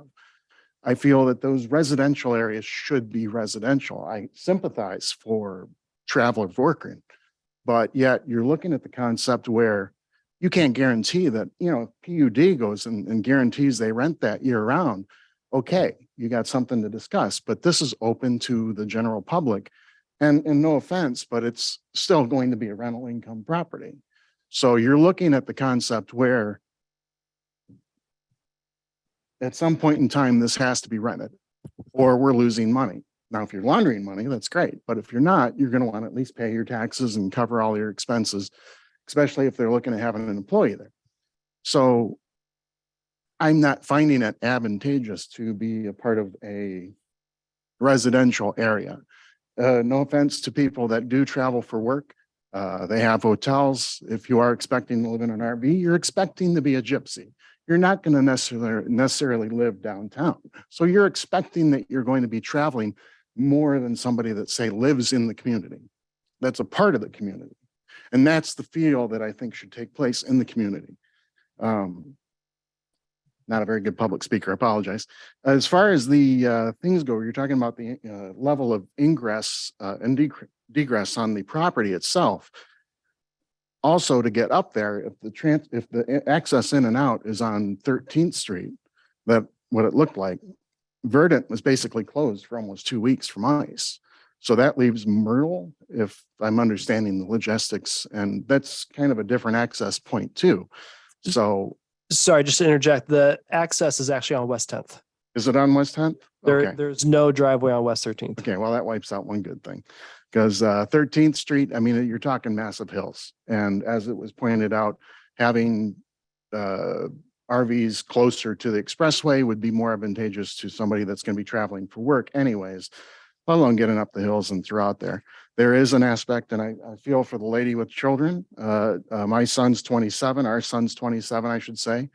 I'd still put the tax base towards the schools because I still believe in it, but you don't have a way to really track down and check to see who's in your area. Gypsies can be gypsies. You're not talking about people coming to visit for Christmas and they're going to have their RV. And yeah, everything in the perfect world is great, but we don't live anywhere close to a perfect world.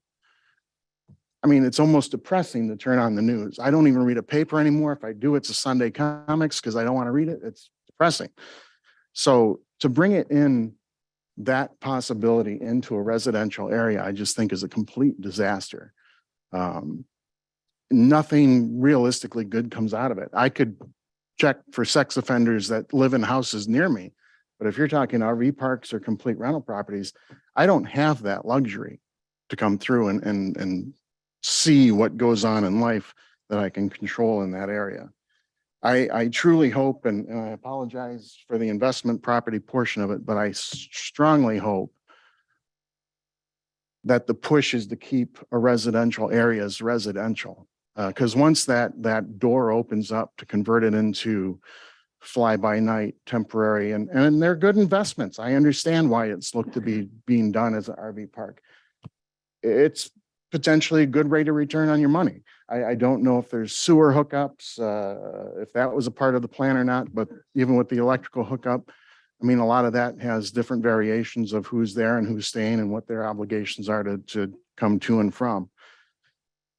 I just, there is more, but I know I'm probably pushing my 5 minutes here, but this, like I said, the area gave me a complete wonderful feel, and I specifically bought where I bought and look forward to remodeling and redoing what I'm doing.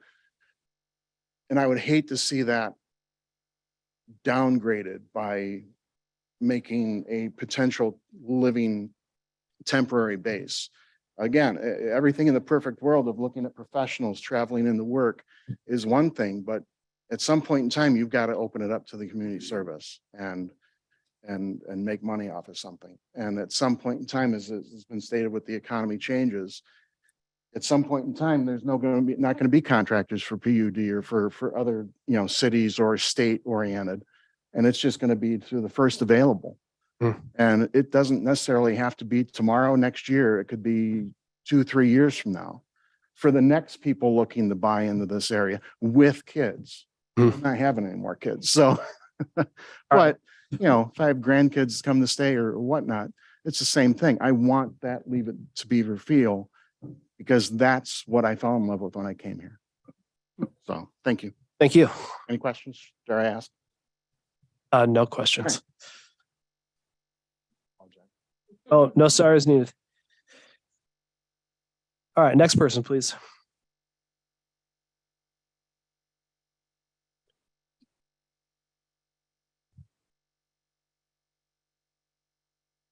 David Stone, 2423 West 14th. I have several concerns about this. First of all, about the screening that was mentioned and vegetation. I have concerns, especially if the vegetation is ivy. It's a very invasive species. It damages native species of trees, and it's very hard to eradicate once it's put in. So that's one of the concerns. Second concern is, and I think Richard mentioned this, is the extra vehicles. If you're towing a Jeep or you have a motorcycle and a bike or whatever, what are the implications of that? Can I just answer your question since it's just fresh in your mind? So each RV slot it has a slot for the RV and one for a vehicle. And then in each, it's a rented space. So everything has to stay in that rented space or you're encroaching on the person who rented the space next to you. Okay, thank you. The issue of pets, are there going to be any restrictions on pets? I know barking dogs are a problem, and I apologize, Richard, for our dog barking at you, but I'm just wondering if there are going to be restrictions on pets, and especially in relation to the quiet hours issue. The long-term stay. So are there going to be any rules that say, okay, I stay for a year, I leave for a day, and then I come back and I got another year stay? Has that been considered? I would be opposed to that if that were what was happening. Anybody that lives in the neighborhood knows there's a lot of wildlife in the area, namely there's a lot of deer and quail and all that stuff. And especially right next to that property, there's a lot of deer that live in that area. And I'm just wondering, I'm concerned about the negative impact on the wildlife to that area.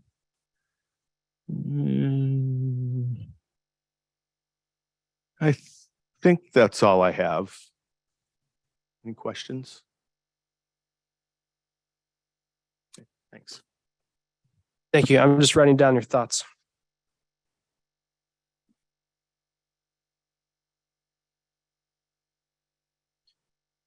Okay, next person, please.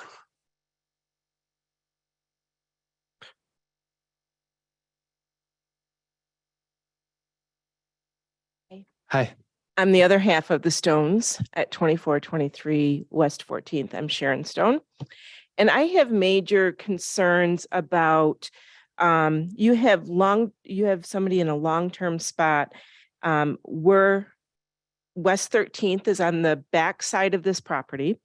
And it was brought up before with law enforcement. They're short of staff and their response times are longer. And we have a lot of behavioral health issues. And we have a lot of people that are wandering around at night up to no good. There's quite a few of us in the neighborhood that have security cameras because we are concerned about what's going on after dark. We also know that it's hard to find employees. So if you're looking right now for a long-term manager to be on site, that is going to be a stretch. So you have nobody watching what's going on there. You have a phone number you can call. You can call 911. And I think there's just major concerns of safety for our neighborhood. We moved into this neighborhood 2 years ago. We did a lot of investigative research about where we wanted to live, where we wanted to stay as we grow older. We have grandchildren that love that neighborhood. Our neighborhood is full of children. And we really have major concerns because 13th is right up the street, up the hill, and it's an empty field. So you have people that can wander from that RV park up into that area very easily through an empty field. And people wander, right? And my husband brought up pets. You know, is there a pet area for relief for this RV park? Or are they just going to let their dogs loose in that field, which could go up onto West 13th? We had an unfortunate event with our dog, who was a puppy just recently, about 3 or 4 months ago, where a dog attacked my dog because that dog owner did not have that dog under control. It's a concern that if you have pets, you know, you see an open field, you want to let your pets be pet, right? And a dog, and let them be free. So they're going to open that field up, I'm afraid, to loose dogs, and that's a safety issue. I think my husband also brought up about vehicles. If you have a couple, you can have 2 vehicles. So where is that other vehicle going to be parking? You have one spot, you have an RV and one spot for a vehicle. Where's the second vehicle going to go if they have a second vehicle? Especially the long-term spots. Because who doesn't have 2 vehicles normally? Especially if you have other people coming in from other towns staying with you. So I'm sorry that we're so against this for the people that own this property, but this is a residential area. We don't want it in our area. We worry about fires in the summertime. Our fire pit's going to be allowed. Who doesn't camp and have an RV spot without fire pits? Is that a concern? Fireworks. People from out of town don't understand that the Dalles goes up in flames with fireworks in the summertime. So there's a lot of concerns we have for our residential area. So that's all I have. Thank you. You're welcome.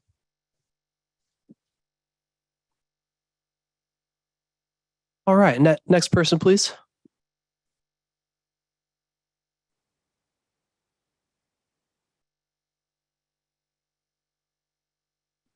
Cindy Camp, 1440 Sterling Court. Husband was up here earlier, but I just had a couple more things. So can you guys tell me what the quiet hours were? Did we actually find that out? Yeah, it's 10 o'clock to 10 a.m. to 8 p.m. 10 p.m. to 8 a.m. Excuse me. Okay, so 10 p.m. to 8 a.m. And what were the hours stated for the person that was supposed to be on site? I don't think they have. Oh, they said they're going to have someone there from 9 to 5. 9 to 5? Until they find the 24-hour person. If they find a 24-hour person. So who's going to be enforcing those quiet hours during the time where nobody's going to be at that residence or place of stay? Is it our job to put cameras all over West 13th to see what's going on and then call the law enforcement, who is already busy with everything else that most of my neighbors have stated before? So what's the remedy for that? Good question. We'll be talking We own about a business. We have kids. Our business resides at our house, which we pay taxes on. We chose that property to be secluded from everything else. We actually, when we bought that property, lived on Alberta Street, which is on West 14th. We love that neighborhood so much. We moved 10 houses away and are still in that neighborhood. And that's what I want to say. It's a neighborhood, not an RV park. And I'm all for rental properties. Great. Not an RV park with long-term stays, which we all know what's going to end up looking like if we drive around the rest of the city. There was a letter stated in response to my 2-page letter. Let me find it. which was basically copied and pasted to everybody else who wrote a letter. The applicants had stated there is a 9-spot RV park just down the road from us called Harvest RV Park. And to date, we have never seen an RV pull out of it. So when the applicant stated their address, I Googled that. They don't live across the street from Harvest RV Park. They live like way up the hill. So how can you state that of course you've never seen it. You don't live across from it. We, as a community, are going to be living across from this. We are going to be driving our kids to and from schools, to and from sports, day and night. We are living here. We chose where we wanted to live because of the community feel. And I feel that this is going to take it away. So, do you have any questions? I don't think so. All right, thank you. Next person.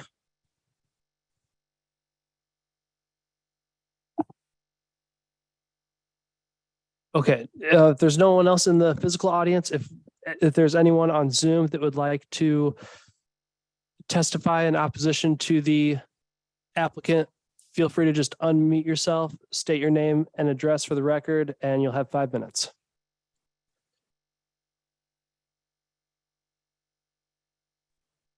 Hi, this is Dana Elledge at 1409 Gordon Court.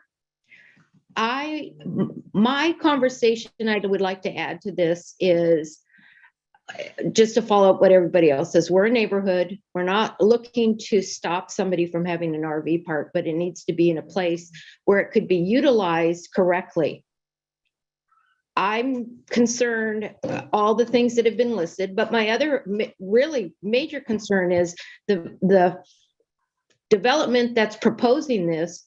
Their business plan is not adequate. There's a lot of what ifs, maybe, I'm not sure, we're not sure, if I can find. And to me, that's a red flag that this is already a dangerous thing to even be looked at to be placed in that piece of property. Thank you. All right, thank you. Next person on Zoom, whoever, there's 2 phone numbers and Jack. If any of you can just unmute yourself and state your name and address for the record.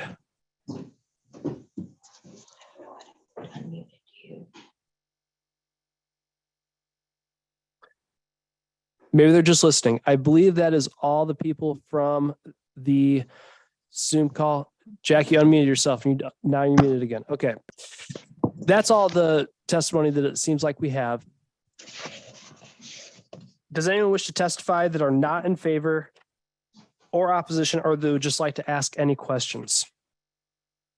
We've written down a lot of your questions from the comments that you gave and things like that. So, okay. If the applicant would like to come back up for their opportunity for rebuttal. We've heard a lot from the community and a lot of their questions and things like that. So, yeah. So, State your name and address again for the record, please. Tammy McVeigh, 1020 Sunflower Street West. Okay. And we do live just up above Harvest Park. Okay. Just for the record. We go by it every day. I think that what we obviously, like my husband pointed out, we are going to put in cameras 100% for sure on the property. So that we can monitor what's going on up there. And our ultimate goal is to have somebody living in that house, 100%. When we remodel the inside, it's going to have living quarters and then the office to check people in and out if they want to come up and check in and visit or what have you. Okay. So 100%, that's our mission. Okay. Quick question. Is that house in livable condition right now? No, we're going to make that part of, when we develop the park, part of that. The house is 900 square feet. It's a really small home. But we will, and it's livable. We had somebody living in it. Mhm. and have decided that we want to just remodel the inside enough to put a little office in there also. Got it. Okay. Some of the questions that we've had, if I may. Please do. Do you see a reason to limit the number of occupants per RV? Well, they have occupant capacities, and yes, obviously, 4 people per RV is usually what comes out. But if they have kids, obviously there's going to be more than that. So there are occupancies per RV limits. Okay. Obviously the RVs and the cars that they bring, the vehicles that they bring that aren't RVs are confined to the spaces that they rent. Is there a 100%. limit to the amount of vehicles that people can bring? The long-term people, those sites are 56 feet long. So if they have 2 vehicles and they're wide enough to where 2 cars can park in front or back of their RV. Okay. But that's it. There's no other, they will be known what their space size is. And on the site, it will show actually how long those sites are. So people will know that they're only going to be able to fit 1 car. If their motorhome's 40 foot, their tow vehicle is going to be the only vehicle they're going to be able to have there. Okay. And a quick point to that, actually, the code required the maximum number of spaces is 1 per RV space. So technically there can only be 9 vehicles. Okay. parked So there. 1 per RV space. So there Yeah. you go. That's your rule. There we go. That's the rule. Can I ask a question real quick? Sure. Yes. What's gonna stop people from parking in the street? And that street is very busy. So what's gonna stop people from parking on West 10th? I can answer that. Nothing. Just like every roadway in the city of the Dalles can be parked by the first come, first serve. Yeah. Do you have any plans on site for guest parking? We do not have any plans for that right now.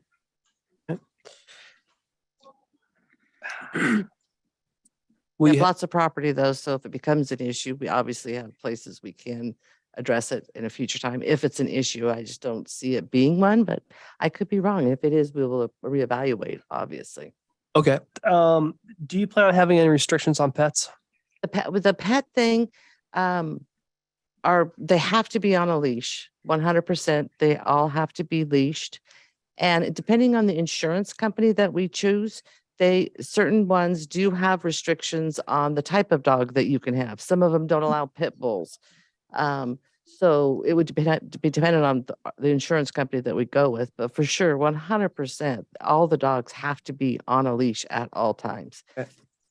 I've never not seen an RV with 2 people in their late 60s and 2 little white doggies on their laps. So Right. I'd imagine that a pet policy would be, Yes. yeah.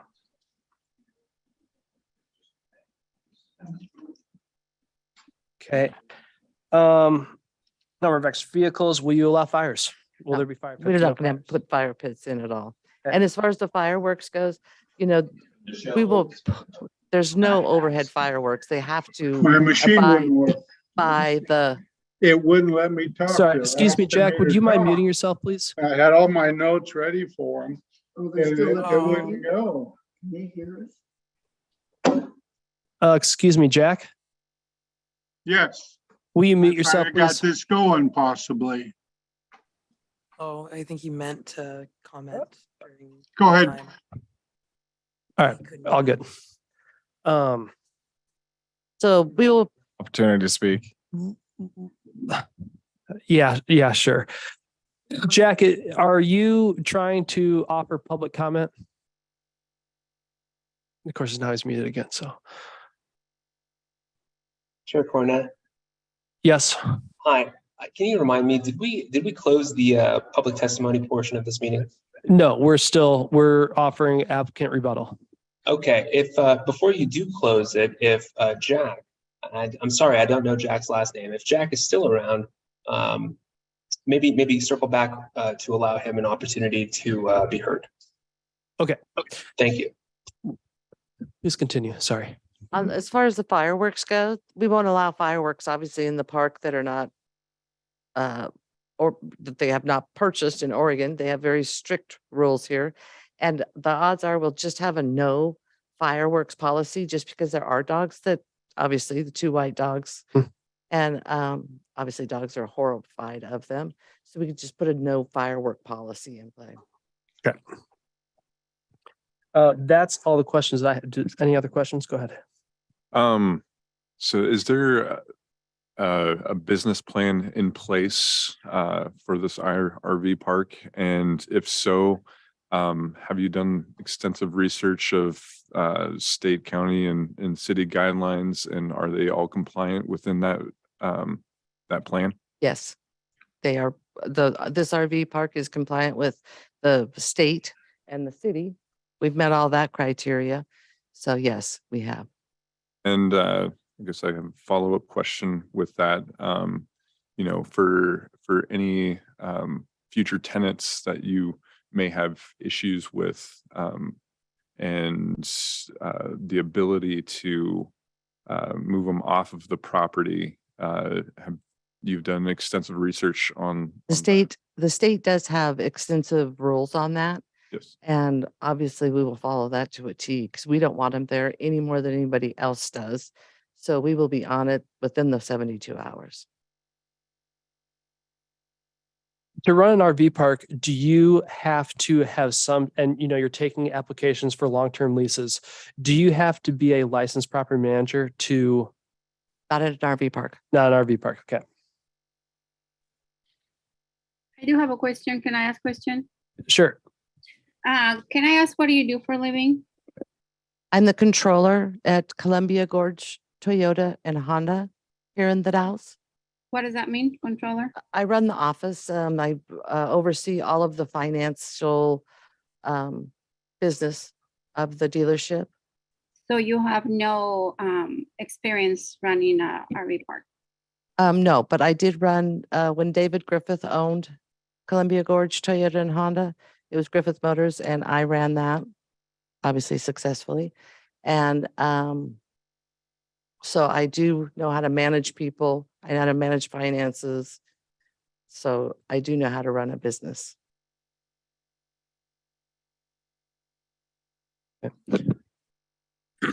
Are there any, is there anything in the code that prevents somebody from doing the whole like stay a year, leave a day, come back?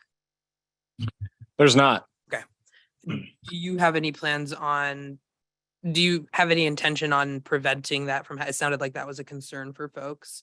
If they are workers here in the community and their job goes a year and 6 months and they need a spot and they've been perfect tenants, we'll let them move to a new site. Okay. Yes. And then on that kind of touches on our last RV park proposal. The code specifies stays cannot be any longer than a year.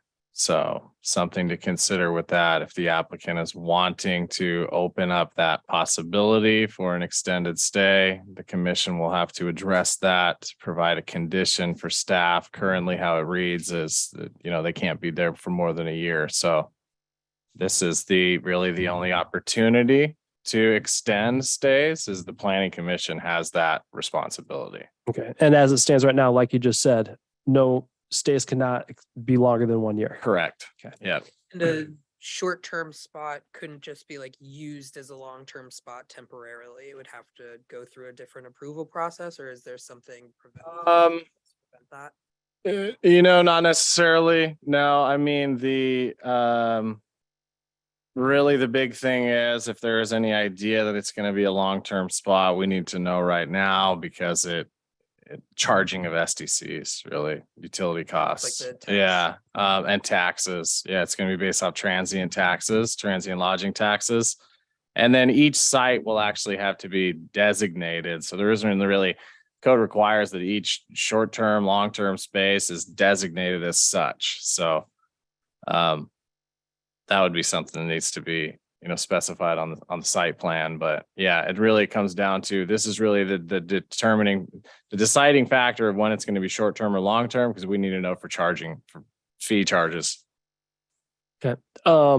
That being said, so let's just say January 1, you apply for your transient lodging tax or your transient lodging permit, you pay your fee. Do you just apply for that on January 1 every year? Yeah, so it would ultimately be handled through a short-term rental license. You would need to get a short-term rental license.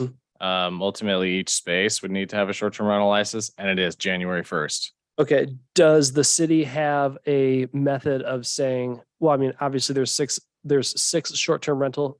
short-term spots here. There would be some sort of red flag if all of a sudden there are 4 short-term rental spots, short-term spots being applied for by the applicant in the future, right?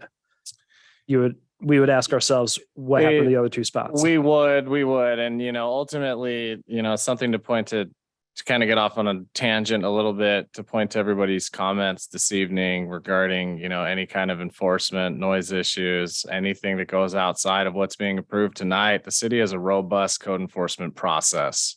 Not only is there ordinances that we need to follow for noise, which is handled by the city's code enforcement office, but anything operating outside of what's being improved with this staff report and this notice of decision and does not comply, we can go through an enforcement process, and ultimately a violator of that, there can be a stop use order issued, which means we would shut down the site. So, it's not this, I want to let everybody know it's not this, we sign on the dotted line and it's a free for all and we have no control of it. That's not the case at all. Violations are submitted on a complaint basis, or we determine them through a complaint process.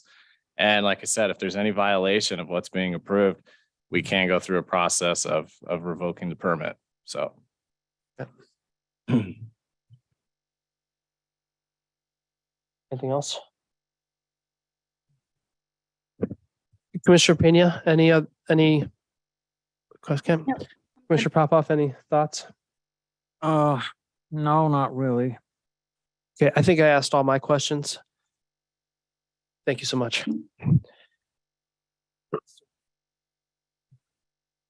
Jack, if you would like to offer some testimony, whether it be for, against, or either or, please let us know.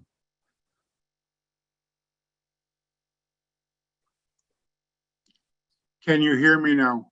Yeah, I can hear you now. Please state your name and address for the record, and you'll have 5 minutes. I'll take less than that. Jack Kuzma. My address is 2500 West 13th Street, just adjacent to the property that you're discussing. I've lived there for about 27 or 28 years. I'm probably the oldest resident that is in that immediate area for several hundred yards to the west and probably half of a mile to the east. So I feel that I've seen a lot of things come and go. I've seen new developments coming down through the area. Of course, we opposed those immediately because of the fact that this was a retirement home built by my brother-in-law, who was a contractor up there. And we wanted something quiet, nice. He found the right location, etc. We had all the things that I enjoy, which would be the wildlife that someone had addressed on there. It would be the deer and the little, all the animals. I'm not going to go through that. But when they started talking about this trailer park at RV park, I'm an RVer. I RV in the area of 90 to 100 days per year. So I'm not the guy that runs down the street back and forth. I've seen literally hundreds of RV parks. I have never, to my recollection, seen one with 9 spaces that could create a profit unless it was in somebody's backyard in a rural area where he had 2 or 3 spots to rent an RV. I can't see how this can pencil out for the proposed owner. I think that the person speaking on his behalf talked about that she's the controller, which would be the business manager. She's much better with a pencil than I. But all that you have to do is figure the national average, which is somewhere around 30% occupancy per year. So if you get 30%, you put up 9 spaces, that means they're going to have 6 spaces vacant for quite a bit of the year. It can't pencil out. So there must be something that's in the future. There's a possibility of the unknown that really upsets me.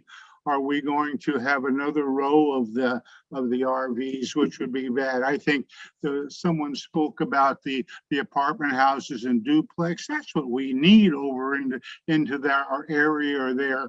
13th Street, they wanted to run a road. They did not. 10th Street, everybody that's here has driven up and down 10th Street. Can you imagine taking my 35-foot coach, putting on a 25-foot car or truck on the back of it and trying to turn into a spot? It's going to be next to impossible. And I'm pretty good with this. I don't know if these are drive-through spots or if these are back-end spots. Makes a bunch of different concerns on me of people clogging up 10th Street. It's busy beyond control now. My God, what are we going to do with it when we have an RV coming in one way and an RV coming in the other way, and you trying to get down 10th Street, or it's a school bus, or if it's an ambulance, or if it's a police car? There's so many concerns here, and I'm not a youngster. There's so many concerns here that I'm 2 blocks away to the north, but I see the stuff going through there every day. I think there's something else happening with the low amount of spots. It cannot pencil out. You start paying the electrical, the water, all your trash, you're probably gonna have to put sewer systems or some type of a large sewage tank in there. All this costs money. Just pencil that out, because I'll tell you what, a place in a community with an RV park is drawing somewhere between $45 and $50 a night. And again, this young lady sounds like she knows her business. I can't see how she can say that this is going to pencil out with 9 spots. So there's something in the future that's an unknown. When you get as old as I am, you start being concerned about an unknown. You get concerned about the traffic going up and down the streets and they can't get anywhere. You get concerned about the animals that the person's talking about, my beloved deer and all the other animals, the quail that are associated with it. Now, it's not the type of an area that you should have this type of a business running in there. Residential. You look the word up in the dictionary. I don't care how we farm it. The word residential in the dictionary means a place for homes, and that's what belongs into that area. Anyway, that's about all that I like to say. I don't like the idea of it. I don't like it coming into the area. I think that obviously I enjoy RV parks. I have nothing against RV parks. Jack, I'm gonna cut you off there, my man. You at your 5 minutes, but I believe message received. So thank you very much. And I appreciate your time. You bet. Okay. I believe we've heard everyone. Bear with me. Do the commissioners feel they have enough information to make a decision? And are you ready for deliberations? Yeah, I think so. Okay. One more question. Yeah, sure. Where's the nearest like turnaround for a vehicle that big? Like if they were to be driving and they missed the turn. Okay. Sure, Chenoweth School.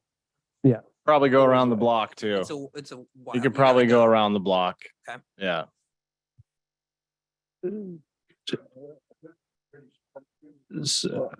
Okay. Ready for deliberations? Okay, Commissioner Pena, all set? Okay, the public hearing is now closed. Thank you all so much. All right, let's discuss. I go first.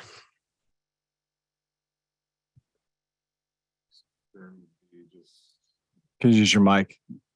Yep. think my biggest concern would be just the state laws with, removing people, from the property that are, not, ideal citizens. I Mm. guess. Okay. Full-time on-site manager I mean, and would be the first step in enforcing that. yes, but I mean, even getting people, landlords and trying to get tenants out, or, if people are occupying spaces, it's already hard enough in the state of Oregon. So I mean, I would like to see some type of, something for state regulations to see, how to properly vet somebody for an RV park, and the time it would take to remove somebody. I would actually like to see those laws, instead of passing this on through and hoping for the best. I don't know. And Jonathan, this is going along with what you're saying. Jonathan, is there space for us as the planning commission to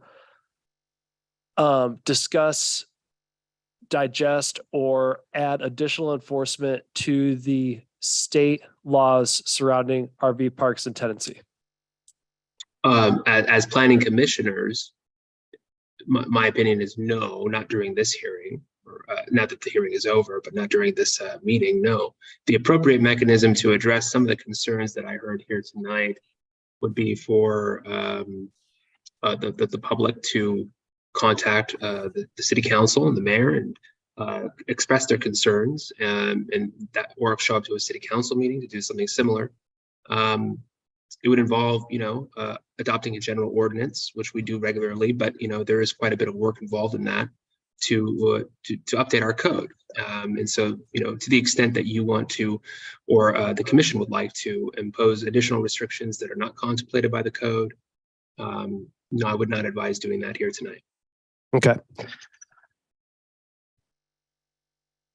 Okay.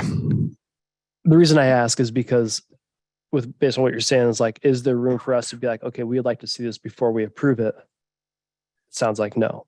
We just have to somehow, and feel free to take time to think about this, craft, whether it be an on-site manager that is aware of these things, that has the training to craft some type of condition, which is what we're doing. We're making conditions for this conditional use permit, to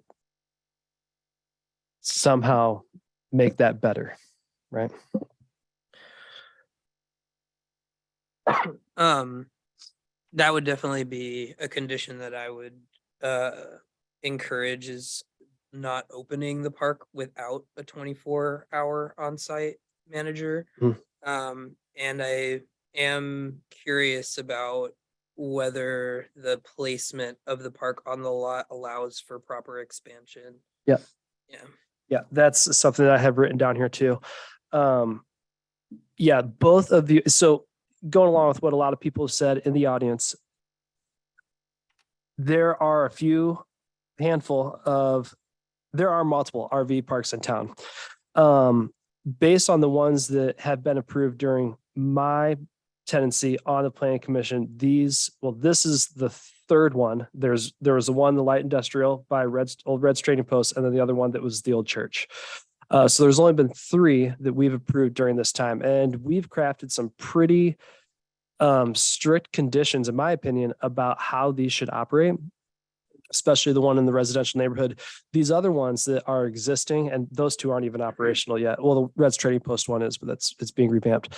The ones that are operating do not have the restrictions and conditions that we are creating today. They're kind of like prehistoric, if you will. They're just operating on just a completely different program, unfortunately.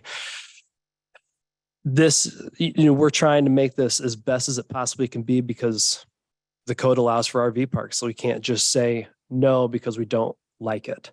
We have to say, and I agree with a lot of the things that everyone said, but there's a law that allows for these types of things. So we just have to make this as best as possible. Now, when you say you don't want it, you're appealing a lot to the applicant and saying like, hey, do you really want to do this?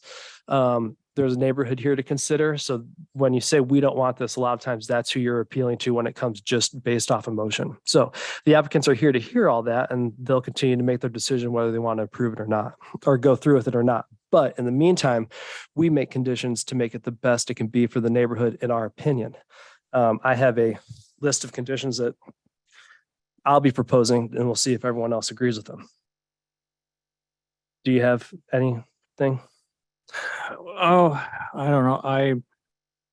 It doesn't seem like it'd be the best use of the property. I'd like to see, something like cluster cottages or some row houses put in there. In fact, you could actually get more than 9 units in there, right? In that space. I guess if state law says that RV parks can go in essentially any place, well, with conditions. Dallas Municipal Code. Oh, the Dallas, okay. It's the Which is our law. Okay. I do want to see some conditions, especially on-site property management, 24 hours. Okay. Like this is a problem with apartment buildings in this city, and I think it could be with this as well. Agreed. Commissioner Pena? I'm having a hard time saying yes, because it's just listening to the families, and I live in the neighborhood, and there's a lot of unknowns, and like one of the people that spoke said, there's a lot of that we don't know. There's a lot of that maybe yes 100%, but we don't have nothing for sure. I have a lot of concerns, put it that way. Any concerns beyond what you articulated, or do you? Well, I just have a lot of concerns. At this point, I wouldn't say yes to it. Okay.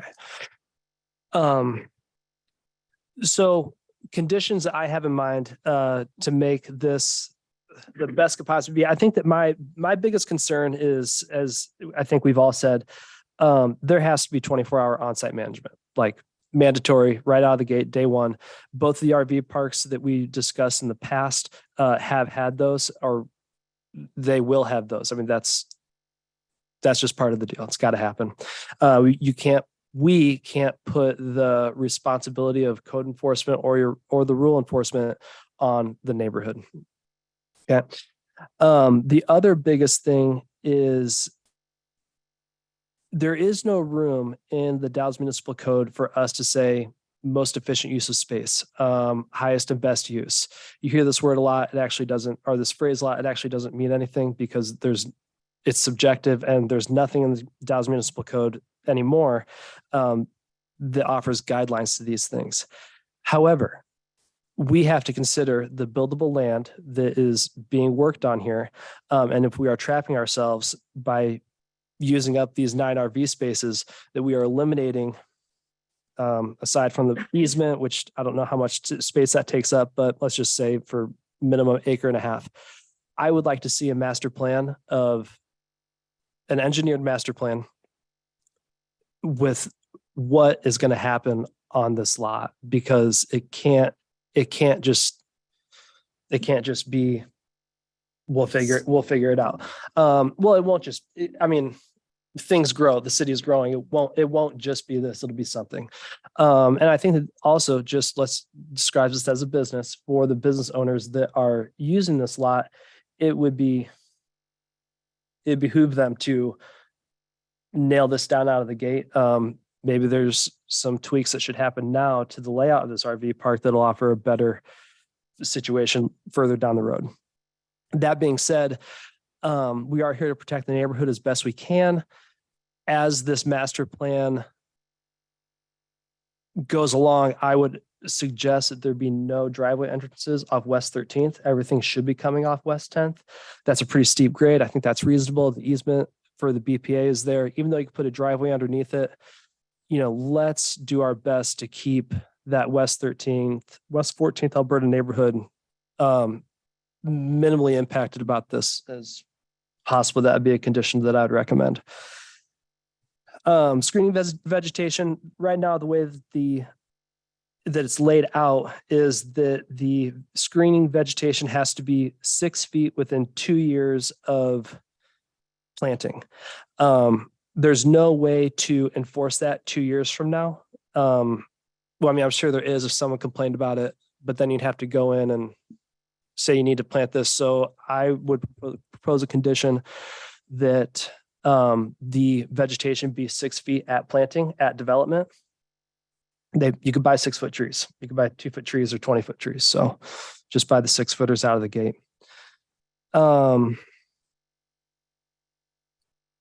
vehicle per RV site. Pet policy, on-site garbage. I think that's already a thing. On-site management. Oh, check-in, check-out. No check-in, check-out during outside hours. These are the conditions I propose. I would also think about like expanded quiet hours, like from 10 to 7. Okay. Yeah, 10. Isn't that what it is?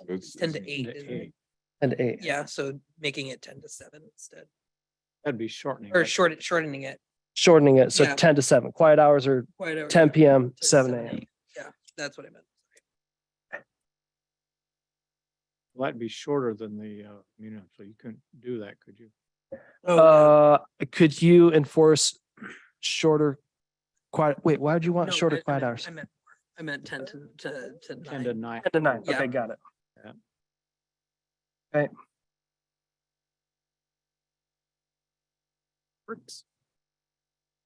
So I've kind of outlined these conditions. Are there things that you agree with, things that you don't agree with? I agree with everything that we've put in place so far. Yeah, I think everything you've got down so far is good. Commissioner Pena, is there anything that you want to? I do have a question. Is this gonna be, I know that there's gonna be hopefully 2 driveways in and out or whatever. 'Cause No, they're- just one. They're huge. These are huge things. But is there gonna be a gate or is there gonna be open? So people were concerned about people coming in and out hours of the night. Is there gonna be a gate that people are gonna be able to log and have the password or whatever? I don't know. Am I explaining myself? Yeah. Do you feel like there should be a gate? Because that's something that we can condition. I mean, I think that if people are worrying about who's coming in and out, and we know that there's a lot of prowlers around the west side, I think that it's not bad to ask for that. Okay. Because obviously, these people are just like a house. I mean, you're going to be coming back at all hours of the night. But if you have the lock number or whatever, I mean, how hard is it? Sure. And for just the kind of safety of Exactly. the people that are staying there, they may appreciate a gate as Exactly. well. I see a slight difficulty with doing that for the fact that the front gate, the front fence is set back 15 feet from the sidewalk. Okay. So if an individual pulls in to enter in a key code, they're going to be sticking out into the street. We're not approving that whatsoever. Okay. The other option would Gate be further back though. you could move it further back, and then you're talking about putting, and it would be up to the applicant, but then you're basically talking about extending a fence line all the way in front of multiple units. I mean, practically, I do not think it will work. I am not one way opposed or the other. I just don't think practically it'll work. The only other option I see is people parking in the middle turn lane and walking across the street to undo it. We're not going to be in support of that either. So I see a gate as to the point of security, totally makes sense, but to the point of practical sense, it's going to become a traffic safety nightmare. Got it. But we can look into something more if this is, possibly I could check with our public works department, but I would not recommend putting a gate in with the current layout that it is. Okay, I could see that. Commissioner Pena, do you have any other brainstorms on how to make that No, I mean, is there, I mean, there's those gates, they have those door openers that you don't have to get out of your car. I mean, that's what we do for the county when we go get the county gas up at the road department. Why can they have something like that done? That means every guest coming would have to have a key fob before they even show up to the site. Or they can. I mean, logistically, I just don't think it would work. I understand what you're talking about. If they were permanent residents, it's one thing, but their first nightly stay or the first time they're coming to visit, I don't know how that would work. I mean, I mean, why can somebody from like the manager that's gonna live there 24/7 wait for them and, you know, yes, if they already have, she was saying that everything's gonna be online, right? So there's a way that if they know what time they're coming or whatever, I mean, there should be like a mailbox or something. I mean, I'm sure that they can figure something out. I just think that they need to have something like that, and that'd be one of my things. Yeah, and it's something that can be looked into further, but I'm just saying, we're not going to be approving a gate that's only 15 feet off of the sidewalk because I guarantee it's going to create a traffic issue. So, however, there is a workaround around it. We can definitely take a look at it. I don't have that information tonight. How do you feel that we should introduce that into this resolution at this time?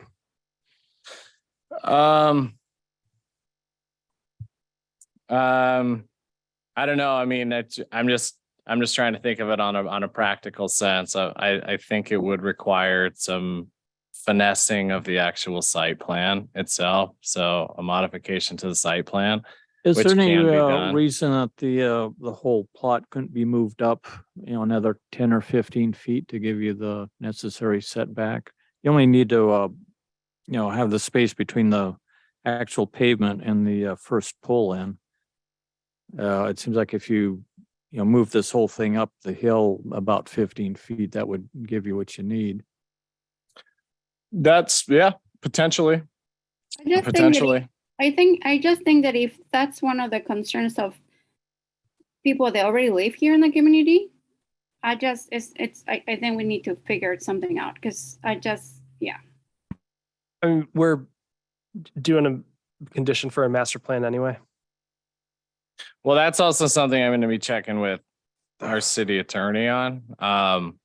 Requiring, I like the idea, I guess, of showing a plan of future development to demonstrate future development. Whether or not that correlates with this or not, we're not really talking about how this can be developed in the future. We're talking about an RV park that's in front of you right now.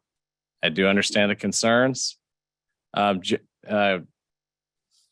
City Attorney Kara, do you think it's out of the ballpark to require an engineered master plan that shows how this site can be redeveloped in the future?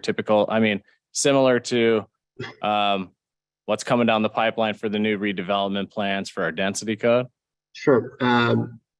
Thanks. I have a question to ask you that I think will inform my answer, Josh. Is the proposed expansion, is that a review criteria that is implemented here for tonight's application? It is not. So like looking at density for an RV park is not included in this application because RVs are not dwelling units. So therefore the individuals do not have to show the minimum density is being met. Right. So thank you for clarifying that. Generally, and I'll address this to Chair Cornett and members of the commission, generally the rule in our land use and development ordinance is that the commission, you all may approve this type of conditional use permit or all conditional use permits, subject to generally any conditions that you think are necessary.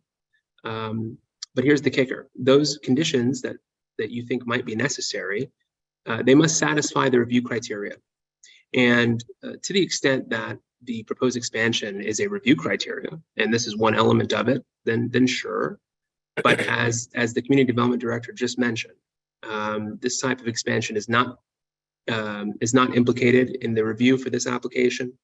even if the proposed condition as it's being discussed might mitigate those identified impacts.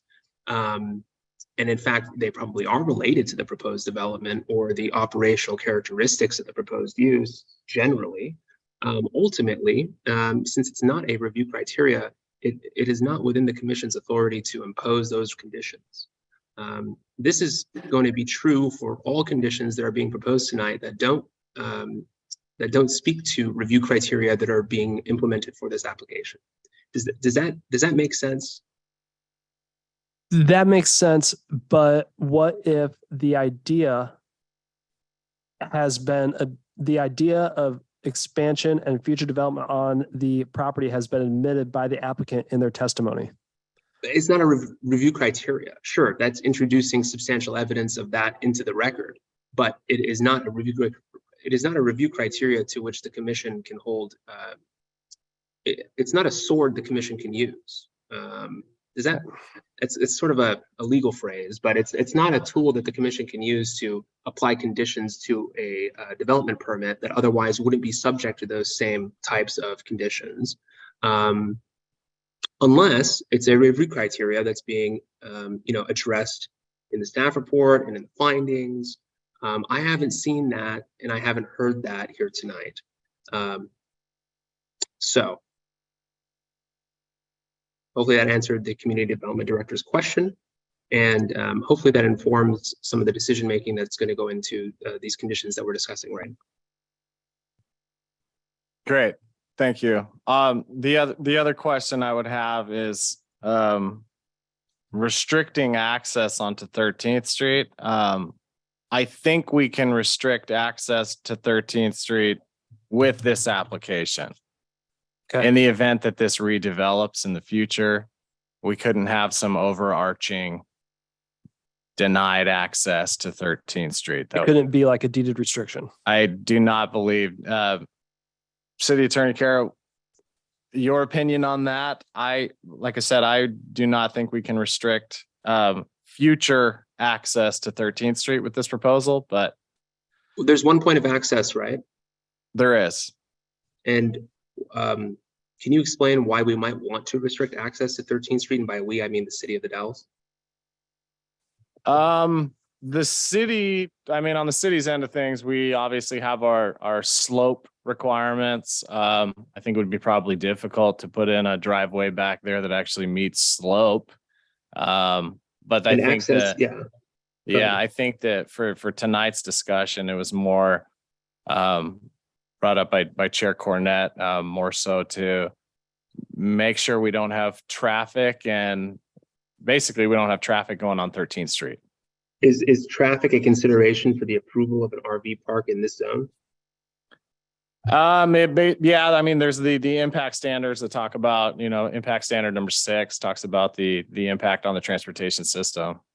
Is there substantial evidence in the record that this type of RV development would impact those traffic impacts or have any sort of influence whatsoever on those? No, traffic counts are going to increase, but they're not going to increase at a level that would require any mitigation. Okay, so if allowed on the 13th though? The way the site plan is right now, no. No, but like in the is the street even wide enough to? So yeah. I guess we're on a sidetrack here, Jonathan. So to your point, we've actually had conversations with the applicants. They've actually shown us an engineered profile of the back of the property. That was one conversation we had back in, this summer, talking about an additional access point out there. It wouldn't meet fire code putting a driveway back there. So whatever they're going to develop on the backside is going to probably require a substantial amount of cut and fill on creation of foundations on that 13th Street side. But you could, I guess, maybe I'm cutting Jonathan off, but you could restrict access for this development to 13th Street. I just don't think you could deny them access in the future to 13th Street. Okay. There's no sense in formally making condition to deny access on West 13th, and there's nothing on the site plan that says they're going on West 13th. So it's, a moot Correct. point And anyway. yeah, I'm 99.9% sure they're not interested in putting a driveway back there. We're talking probably a 17% slope. Okay. Yeah. Yeah, I don't think you cut me off at all, Josh. I mean, I don't see it. I don't see it. I don't see this being an applicable review criteria, and I don't see any identified impacts associated with this RV park on that drive. I would caution against trying to restrict access to that, just because it doesn't seem to have any sort of nexus to the application, in my opinion. It's just considering this 17% gradient you mentioned. If someone's asking and someone is asking, I think my opinion right now is, no, I probably wouldn't condition any restrictions on that. Okay, thank you. going along with that, these conditions that we're creating, Yeah. we have conditions that we feel that I propose and that we feel should be there. City of the Dalles is saying, and this is the discussion that we're having. You're saying that can we just not have those conditions as part of the resolution because they don't match up with the criteria? The commission, Ultimately, yeah. oh, I'm sorry, my fault. I'll go for it. No, I was just going to say, Chair Cornett, the rule that would be, I think, mindful to keep in mind here is the commission can approve a conditional use permit, which is my understanding, that is exactly what's happening here right now, subject to any and all conditions the Planning Commission wants to, or rather deems necessary to, satisfy the review criteria of the application in front of you and mitigate those identified impacts, but only if those conditions are related to the proposed development or to the operational characteristics of the proposed use. And so that is what our code reads. There are additional requirements under state law and United States Supreme Court, land use decisions that impact the ability of the city or any city to impose restrictions on use. And there are constitutional implications associated with every sort of condition you can imagine, including, getting a taller tree. That's one that I heard earlier.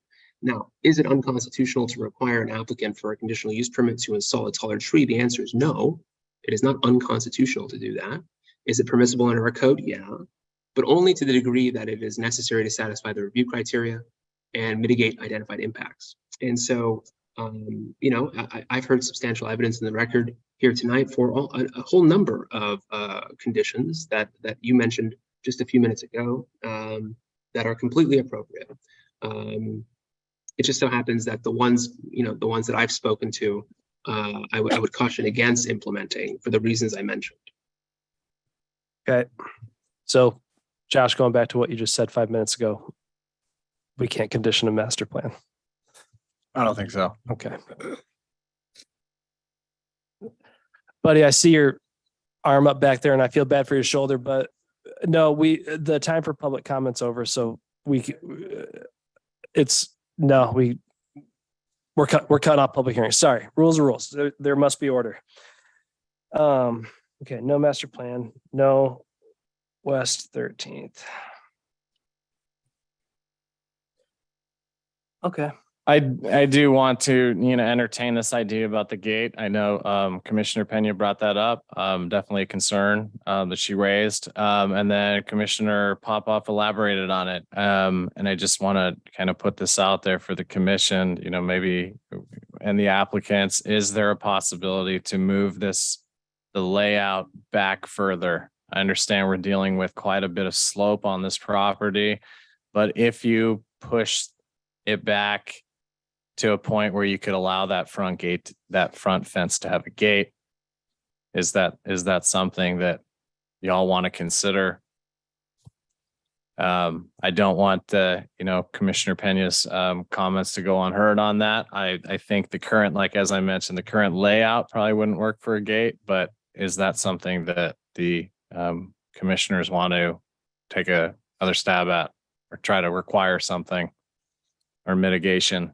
I don't see anything in this topographical map that would prevent it from being moved further uphill. It's the grade's pretty consistent from, from almost the bottom to the top and It almost beyond. gets easier. Yeah. flatter Right there. Yeah, no, I do like Commissioner Pena's gate idea. Is that a condition we like to? I would, yeah. Would that affect any future, building upon the site as we were discussing of building other buildings on there? It shouldn't, no. It shouldn't, but I don't even think we can even, based on what we're just told, I don't even think we could formally consider that. Like, so the condition would be to push it back in order to fit the fence? Well, Or to see if that was possible? Yeah, we would just say there needs to be a front gate across the front drive, and then the applicant would just, Figure that out. yeah. Maybe also say that it has to be far enough back from the pavement that vehicles won't block the road. Yeah, and I think that would be solved by that discussion with the city, because the city's not gonna, there has to be enough room for an RV 6 feet long to be able to get into Yeah. it, right? Do we need to be? Yeah, so I mean, I'm throwing it out there. It is a substantial ask, because they are showing turning templates here that would accommodate, up to 60-foot RVs with a car on the back. So you're talking 60 feet back from the sidewalk all the way to the gate entrance. Like I've said, I've thrown it out there before. I think it's a little impractical, and it will require a substantial modification to the site plan, and it won't be something that the commission will be approving this evening. I'll guarantee that. Okay. Does that mean we just have to make it at a later meeting? I mean, if that's the question on it would be, yeah, whether, I mean, it would require either postponing this meeting, pushing this meeting back so their team could try to put this plan together. But, we know our current market with engineers, it's not going to be a quick turnaround for them. I guarantee that it won't be back at the next meeting. And something we need to be mindful of is our state mandated 120-day timeline. So if we eat up too much of that, we run ourselves the risk of losing the opportunity to actually make a decision on this. Got it. So if we're going to say we want this gate, we have to figure out how it's going to fit in there right now. Exactly. Yeah. But, if there's another solution to it. I just think on a traffic safety aspect, putting a gate in entry, I wish we had our city engineer here. He asked me if he needed to come tonight. I didn't think he did. I gave him the night off. So this is a major collector. 10th Street's a major collector. It receives a lot of traffic. I just think blocking off the entry wouldn't be the best idea, but if it is still something that the commission wants to consider, I just didn't want the comment, Commissioner Pena's comment, to go unheard on my end. What if instead of a gate for the RVs to have to go through, they do like security vegetation all around, and then there's like a walk-up gate where like you can't walk into the property without putting it in? Well, they would just walk up the driveway. Not if there's a 24-hour security person. Oh, you mean put the security gate at the driveway? Like put like a little kiosk thing Yeah. at the bottom of the driveway? Mm-hmm. Well, there is screening vegetation all the way around it. Of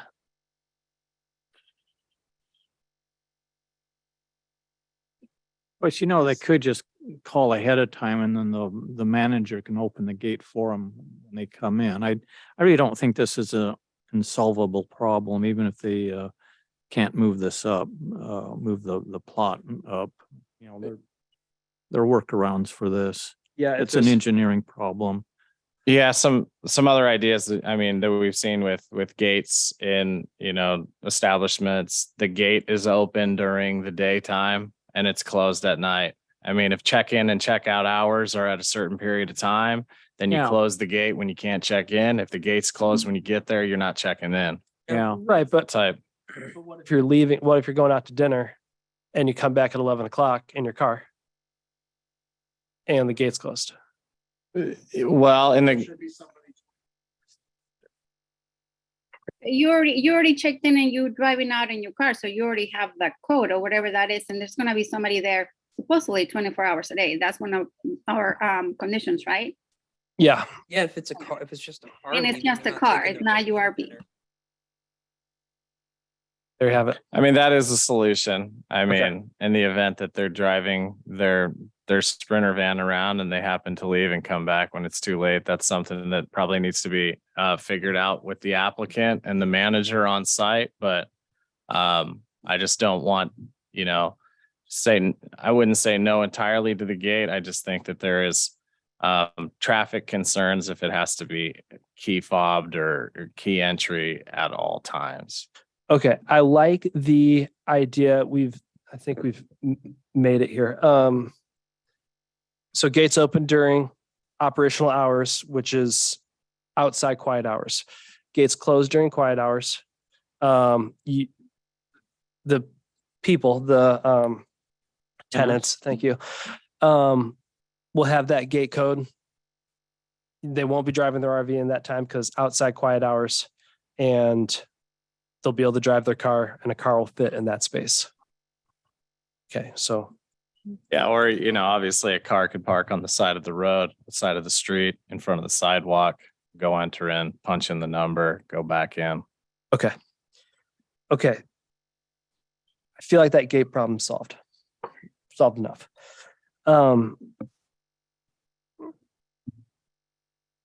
Should I just run down the list of these conditions that we would like to add so that we can put them into the resolution? Yeah, that works. Okay. So, check in, check out is outside quiet hours. Quiet hours are 10 p.m. to 9 a.m. Okay. A gate will be placed at the front entrance. That gate will be open during check-in times, outside quiet hours, and closed during quiet hours. There must be on-site management full-time, beginning at the opening of business and operation.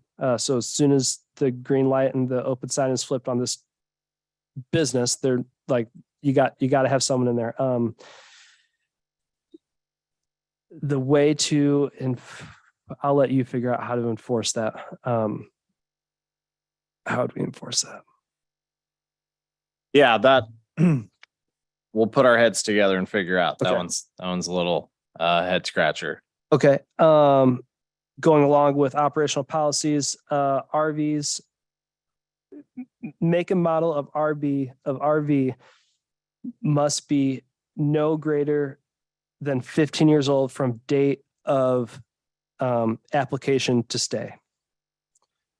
Or sorry, not application to stay, for the date upon which they're going to be there. Are we doing that for long-term stays? Yes. Or are we doing that for Everybody. everybody? Yeah. Can you repeat the question? Your mic is there. So if we were going to make that a stipulation for all RVs, even the short term. Okay. Is that okay? Is that okay with you? I mean, Would you also add, an exemption for ones that have been refurbished, like let's say 15 years from the time of manufacture or refurbishment? You really need to speak into your microphone. Oh, I'm sorry. Sorry. So we talked about that last time and we felt like that was kind of subjective because there's no like step of approval that says this was refurbished 15 years ago. Right. Remember? Yeah. Yeah. I mean, I really, I feel like that for the short-term stays, which I think that is something that we need in this community because we've all, we've talked about long-term stays with 2 other RV parks. As far as short-term stays, that really narrows down the type of clientele that their business is going to have. And in the talks that we had, the applicant was mentioning those refurbished, RVs and having them come into the community. I definitely think that there needs to be something for long-term stays. Those three spaces need to have a timeline, because they want to be we want them to be well kept. But if somebody's coming for the weekend, limiting the criteria, if they're functional and they're moving and they're well kept, if they're 20, 25 years old and they're well kept, we need to. And maybe instead of putting that on, and just say that they have to be in good repair and operating order. Or just make the years for the long-term stays. I think that's reasonable, where like short-term stays could have Whatever. short-term stays could have a different or no because obviously if it's a short-term stay, it's on the move. Right. It's functional. Yeah. Just having that time limit on the long-term stays, I think makes sense. Okay. Long-term stays. Nothing older than 15 years old from date of Manufacturer. their stay. Long-term stays only. One vehicle per RV site. That's already part of your deal. Pet policy, which I feel falls under noise ordinance. There needs to be a posted pet policy. Dogs on a leash, no barking after, during quiet hours, etc. On-site garbage, is that a requirement? Yeah, and they actually do right at the front, right in the front driveway. Okay, to the that's- left-hand side, as soon as you pull in, there's a space for it. Okay, that's what, sorry. And the question on the pet policy, will you give me the discretion to enforce this pet policy? There's nothing in our code talk about pet policy. So instead of going through all the specifics of what all's required with the pet policy, can we kind of leave it on the applicant to establish a pet policy, or are you wanting? Let's leave it on specifics? the applicant to establish a pet policy, a posted pet policy. And then finally, the screening vegetation must be at required height at time of planting. And time of development.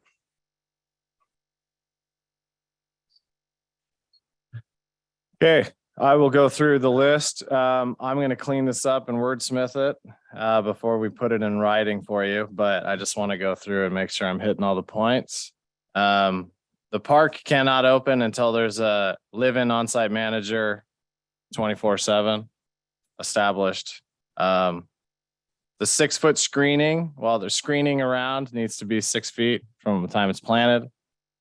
The applicant needs to establish a pet policy. The check-in and check-out time is going to be outside of quiet hours. The quiet hours will be 10 p.m. to 9 a.m. There will be a gate at the front of the entrance that is open during business time, basically, and it'll be closed during quiet hours. The make and model of all long-term stays must be no more than 15 years old from the date of the stay, and one vehicle space per RV spot is the max. And so, sorry if I missed it. You said on-site manager. Yeah. 7 on-site manager. Yeah. Okay. I do have one question.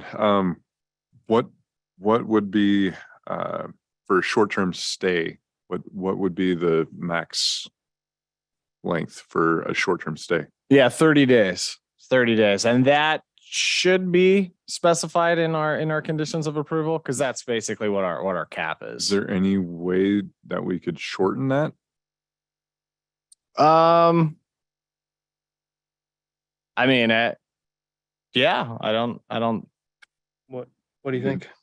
I mean, if we're having people go month to month, that's a little bit more concerning if somebody's coming to visit family for like a week or two. You know, I think that's a little bit more, you know, people passing through, visiting. I think that's kind of what the clientele from the applicant is. I mean, obviously, I'm just assuming on that one. But it's the people that we want to bring into the community. And if somebody's coming in and staying for 30 days, that's what I don't think we probably want in the community. Because I think that's a bit excessive. It's not just the weekend RV goer. What do you think is a short-term stay? What do you think is more appropriate? Say, you know, a 13, 14 day. Okay. 2 weeks? Yeah. Just call it 2 weeks. I don't agree with that. Okay. Yeah, I think leaving it where the code is appropriate, because if there's somebody who needs to, you know, stay in their RV for while they're like, you know, going from one house to the next place, like they're a renter and they need, you know, 30 days to, you know, move or something like that. I don't see a big enough issue with it being 30 days to put a cap on it because of the possibility that like 30 days is all somebody needs. It just doesn't make sense to me to make it I shorter. don't think we had a shorter, Commissioner Popoff? I don't think we had a shorter stay with the conditions we required for that other development down in Chenoweth. Okay. Did we? There wasn't, yeah. You know, the other thing to keep in mind is the city does get taxes off of every nightly stay. I know, obviously you could have two weekers back to back. But yeah, just something to throw in there. What do you think about that? You want to stick with your 14 days or? I mean, we don't have to. I mean, it was Okay. just a discussion piece because I mean, I think with you know, the people in the community are more worried about people staying there for longer periods of time. Sure. I agree Okay. with that as well. Keep it 30? Keep it 2 weeks. Are we going to get in trouble if we put that condition and not on the other two developments that we approved? I don't think so. Yeah, correct. That it wouldn't be consistent, not to say it's too out of the realm, but it wouldn't be consistent for the past 3 RV parks that we've allowed. But I, you know, when they came and they've presented to us, they didn't put it as 6 short-term stays, you know, versus, you know, they were all looking for longer-term stays for the people that presented it in front of us. Mhm. So it's going more of a case-by-case basis. Right.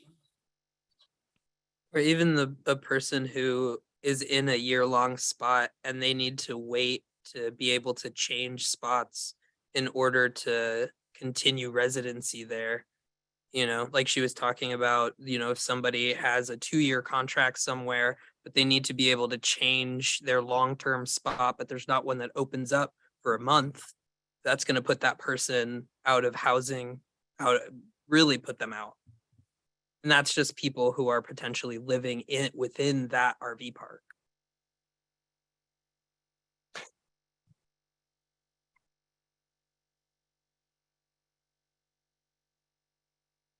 You guys got to decide. You want to keep it at 30 or 14? You want to keep it at 30. John, I mean, John, was your idea. So what do you? And I feel like it'd probably be the best for the surrounding community. That way, you know, we don't stack on people that are, you know, we already got 3 long-term parking spots. And, you know, opening it up to, you know, 30 days, because they could pop around and then come back another 30 days. Then all of a sudden, do you have 9 long-term stays? So if there are going to be 6 short-term stays, then I feel like, you know, if we limit that, then, you know, and I think 2 weeks is reasonable. that way, those are short term. Can I ask why it didn't feel appropriate to have that restriction on the other RV parks, even though they were also in residential areas where people were concerned? I think it was the business plan that they had in place there. That was what they wanted to, they were looking for more longer term. And then the way it was presented, where they were going for 3 long term and then 6 short term. So you kind of want to just keep ushering and enforcing the utility of the short-term spaces as strictly short-term. Yes. Okay. I'm going to be the boss and we're going to just make it, we got to make a decision on this, keep this thing rolling. So we're going to keep it 14 days or we'll make it short-term stays max 14 days. And we just got to make a decision, we got to call it. So please, what's that? I agree with that. Okay. Please add that to the condition list. Okay. I don't think that anything else, anybody? Okay. I don't think that we have any other thing to add. At this point, we have conditions. We have some resolutions, or excuse me, we have an application with conditions added. May we please have a motion to either approve or deny this application in a second. Motion to approve. I'll second. Okay, so this has been motioned with the conditions stated previously by Director Chandler to motioned and seconded to approve this application. All in favor, raise your right hand, say aye. Aye. Aye. All those not in favor, say nay. Okay. And does anyone care to abstain? No. So we have a unanimous aye for this application. Now we're on to resolutions. Next resolution is approval of conditional use permit application. Let me just go back for this application just to state kind of where we're at with this. The applicants, and for those who stayed and were opposed to the application, and those who are in favor of it, we appreciate that public comment, and we do the best we can to try to make this, again, like I said, the best that we can. The applicants still have a long way to go before this thing is, before that first RV ever pulls in. The public still has avenues and rights to appeal these decisions, and those are available to them, whether we want to appeal it to city council or whatever it may be. So you still have outlets if you don't agree with the way that we were kind of bound to make this happen. And I, also want to encourage the applicants that were here to hear the concerns of the community, and make this absolutely the best if you're going to continue to do it, make it the absolute best possible thing for all those neighbors, because it will certainly impact many, many people. Continuing. Approval of conditional use permit application 206-22, Power Constructions Incorporated, for approval to site and construct an electrical substation. Approval of CUP will establish a community facilities overlay on the site. Property is located at 3600 River Road and further described as 2N13E28, tax lot 707. Property is zoned I Industrial District. May I please have a motion to approve resolution PC 611-22 and a second? A motion. Nice second.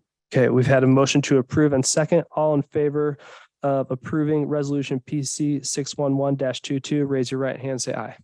Aye. Aye. All those not in favor say nay. Nay, that's a unanimous aye. Next, resolution PC 612-22, approval of conditional use permit application 207-22 RTD Development LLC for approval of a site to construct a 9-space recreational vehicle park on 3.6 acre parcel. Property is located at 2514 West 10th Street and further described as 2N13E32DB tax lot 1100. Property is zoned RH High Density Residential District. Approving of conditional use permits applications with conditions identified in this meeting by the planning commission. May I please have a motion to approve this resolution and second? Motion to approve the resolution. I'll second. All right, that's been approved and seconded. All in favor of approving resolution, all in favor of resolution PC 612-22, raise your right hand, say aye. Aye. All those not in favor say nay. Unanimous ayes on the resolution. Okay. Commissioner comments, project updates.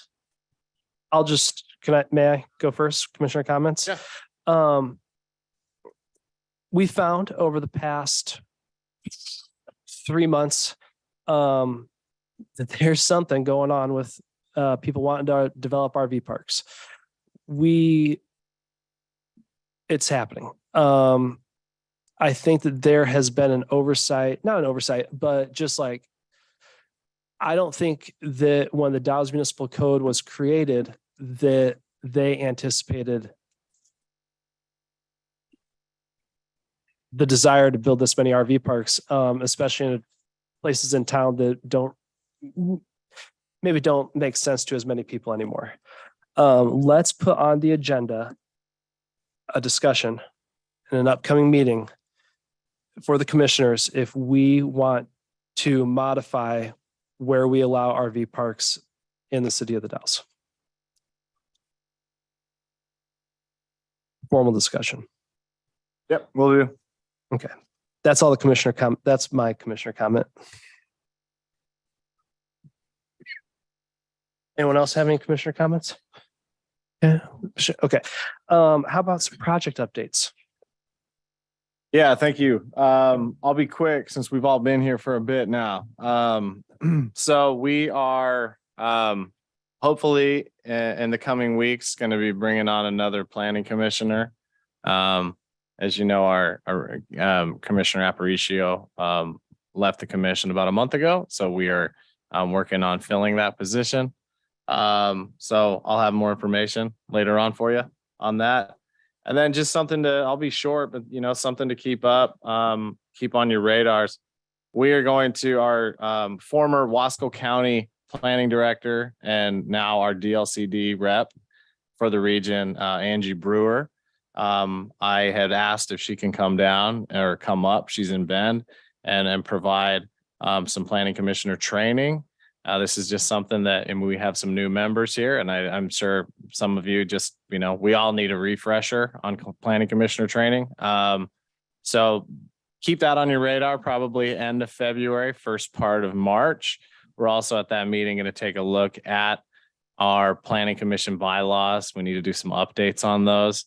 We basically need them to bring them into current times. We have no language regarding virtual meetings or anything in those bylaws. So definitely something that we need to address, need to update. And then lastly, just thank you for showing up. The last 2 meetings, I know we had to cancel the last 2 meetings due to attendance and a quorum. Things come up. We all know that. It's just something that we need to be mindful of when we do miss meetings. The people we're impacting are the people that come and show up and provide comments, and the applicants. We appreciate the first applicants, Patient Power Contract Constructors. They had to be rescheduled twice. So just something to keep on our radar. If you do think you're not going to be around when we send out the packet a week ahead of time, let us know as soon as possible so we can scramble and try to get a quorum. But it also is going to help once one of our planning commissioners is back stateside, as well as we get another planning commissioner on board. So, we're at that breaking point now of, just 1 or 2 of you not being here and we have to cancel a meeting. So, but yeah, anyways, thanks for coming. Appreciate it. Hope you had a nice holiday and a happy new year. And that's it for me. Thanks for saying that, Josh. And I realized that my commissioner comments went in front of your staff comments, so I apologize. The staple covered the paper. Thank you all so much. Meeting adjourned. Bye, guys. Sorry, good job, everyone. Good job. Sorry, I had to jump in and just